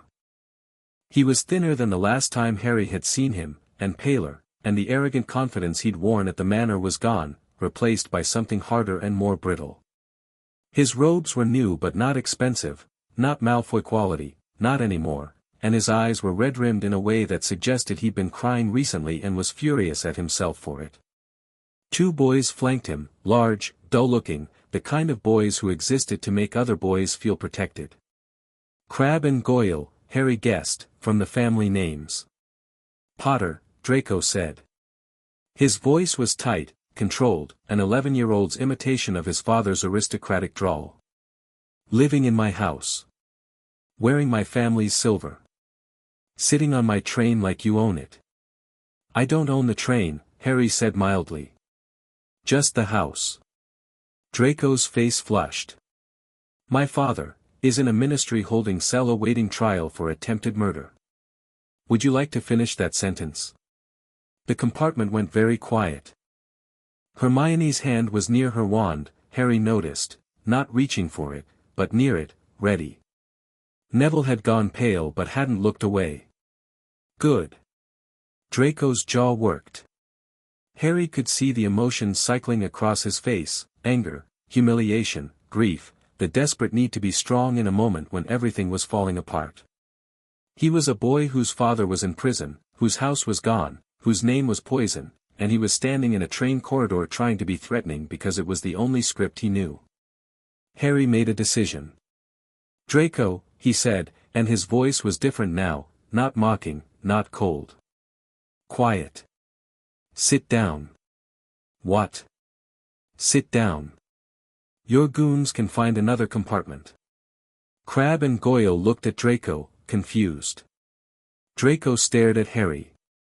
"I took your house because your father earned it," Harry said. "I'd do it again. But you're not your father, and I'm not interested in fighting you. We're going to be at school together for 7 years. We can spend those years making each other miserable, or we can," he shrugged, "not. You think I want to be your friend? I think you want to sit down and stop pretending you're fine when you're obviously not. I think you want someone to be honest with you instead of lying to your face or tiptoeing around you. And I think," Harry held Draco's gaze, "that you're smart enough to know that your father's war doesn't have to be yours." The corridor was silent. Hermione was watching with wide eyes. Neville was holding his breath. Trevor croaked. Draco stood there for a long moment, and Harry could see the war playing out behind his grey eyes, pride and pain and the terrifying possibility of choosing a different path from the one he'd been set on since birth. "I can't," Draco said finally. His voice was barely audible. "Not now. Maybe not ever. You took everything. I know. I hate you. I know that too." Draco turned and walked away, Crabbe and Goyle lumbering after him. Harry watched him go.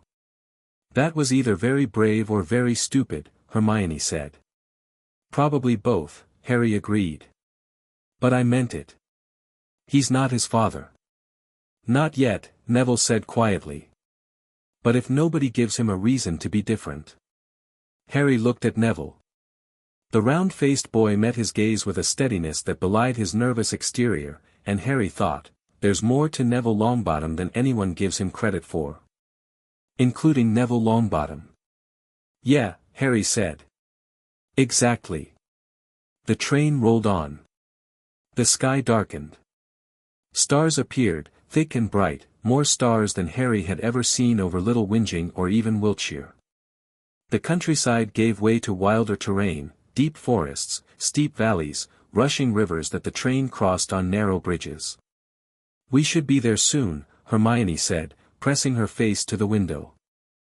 "Hogwarts, a history says the train arrives at Hogsmeade Station at approximately," and then the train came around a bend, and Harry saw it, and everything else stopped mattering. Hogwarts. It sat on a cliff above a black lake, a castle out of a story, towers and turrets and battlements, windows glowing warm gold against the dark sky, its reflection shimmering on the water below. It was enormous, ancient, and impossibly beautiful, and it radiated magic so strongly that Harry could feel it through the train's walls, through the wards of the castle reaching out to the students coming home. Because that was what it was, Harry realized. Not just a school. A home. The place where his parents had met, where they'd fallen in love, where they'd become the people who would one day die to save their son. He pressed his hand against the window. The Potter ring pulsed on his finger. "I'm here, Mum. I'm here, Dad. I made it." The train pulled into Hogsmeade Station in a hiss of steam and a clatter of doors. Students poured onto the platform. A massive man with a wild beard and kind eyes was calling for first years, Hagrid, Harry knew, the gamekeeper who'd been friends with his parents. They climbed into boats that crossed the Black Lake, and Hogwarts grew above them, impossibly vast, its towers scraping the stars. Harry sat in the front of his boat, Neville on one side, Hermione on the other, and watched the castle approach. He thought about everything that had brought him here, the cupboard, the goblin at the door, the ring, the law, the manor, the duel, the friends he'd found, the enemies he'd made, the family he was trying to save. He thought about Lucius in his cell, and Narcissa in the shadows, and Draco on the train. He thought about Dumbledore in his tower, and the Horcrux in the Goblin Vault, and the war that wasn't over. He thought about Sirius Black, rotting in Azkaban, waiting for a trial and a letter and a godson he didn't know was coming. He thought about his mother's photograph on the nightstand at Potter Manor, and the first birthday cake he'd ever had, and the sound of Dobby crying. The boats bumped against the dock. Harry stepped out onto the stone pier, looked up at the castle, and felt, for the second time in his life, the sensation of coming home. Not because the castle was his. Not because of the magic or the history or the power. Because somewhere inside those walls, there were people who would know him, not the boy who lived, not the boy who seized Malfoy Manor, not the scar or the ring or the headlines, but him. Harry. Just Harry. He'd fought for this. He'd earned it. And he was going to make it count. "Come on," he said to Neville and Hermione, and they climbed the stone steps together. Behind them, the lake was still. The stars wheeled overhead. And the castle doors opened wide, spilling warm golden light across the entrance, welcoming them in. Harry Potter walked into Hogwarts with his head up, his wand at his wrist, and the Potter ring shining on his finger, and he didn't look back. Not at the lake, not at the train, not at the long and winding road that had brought him from a cupboard under the stairs to the threshold of the greatest school of magic in the world. He looked forward. He always had.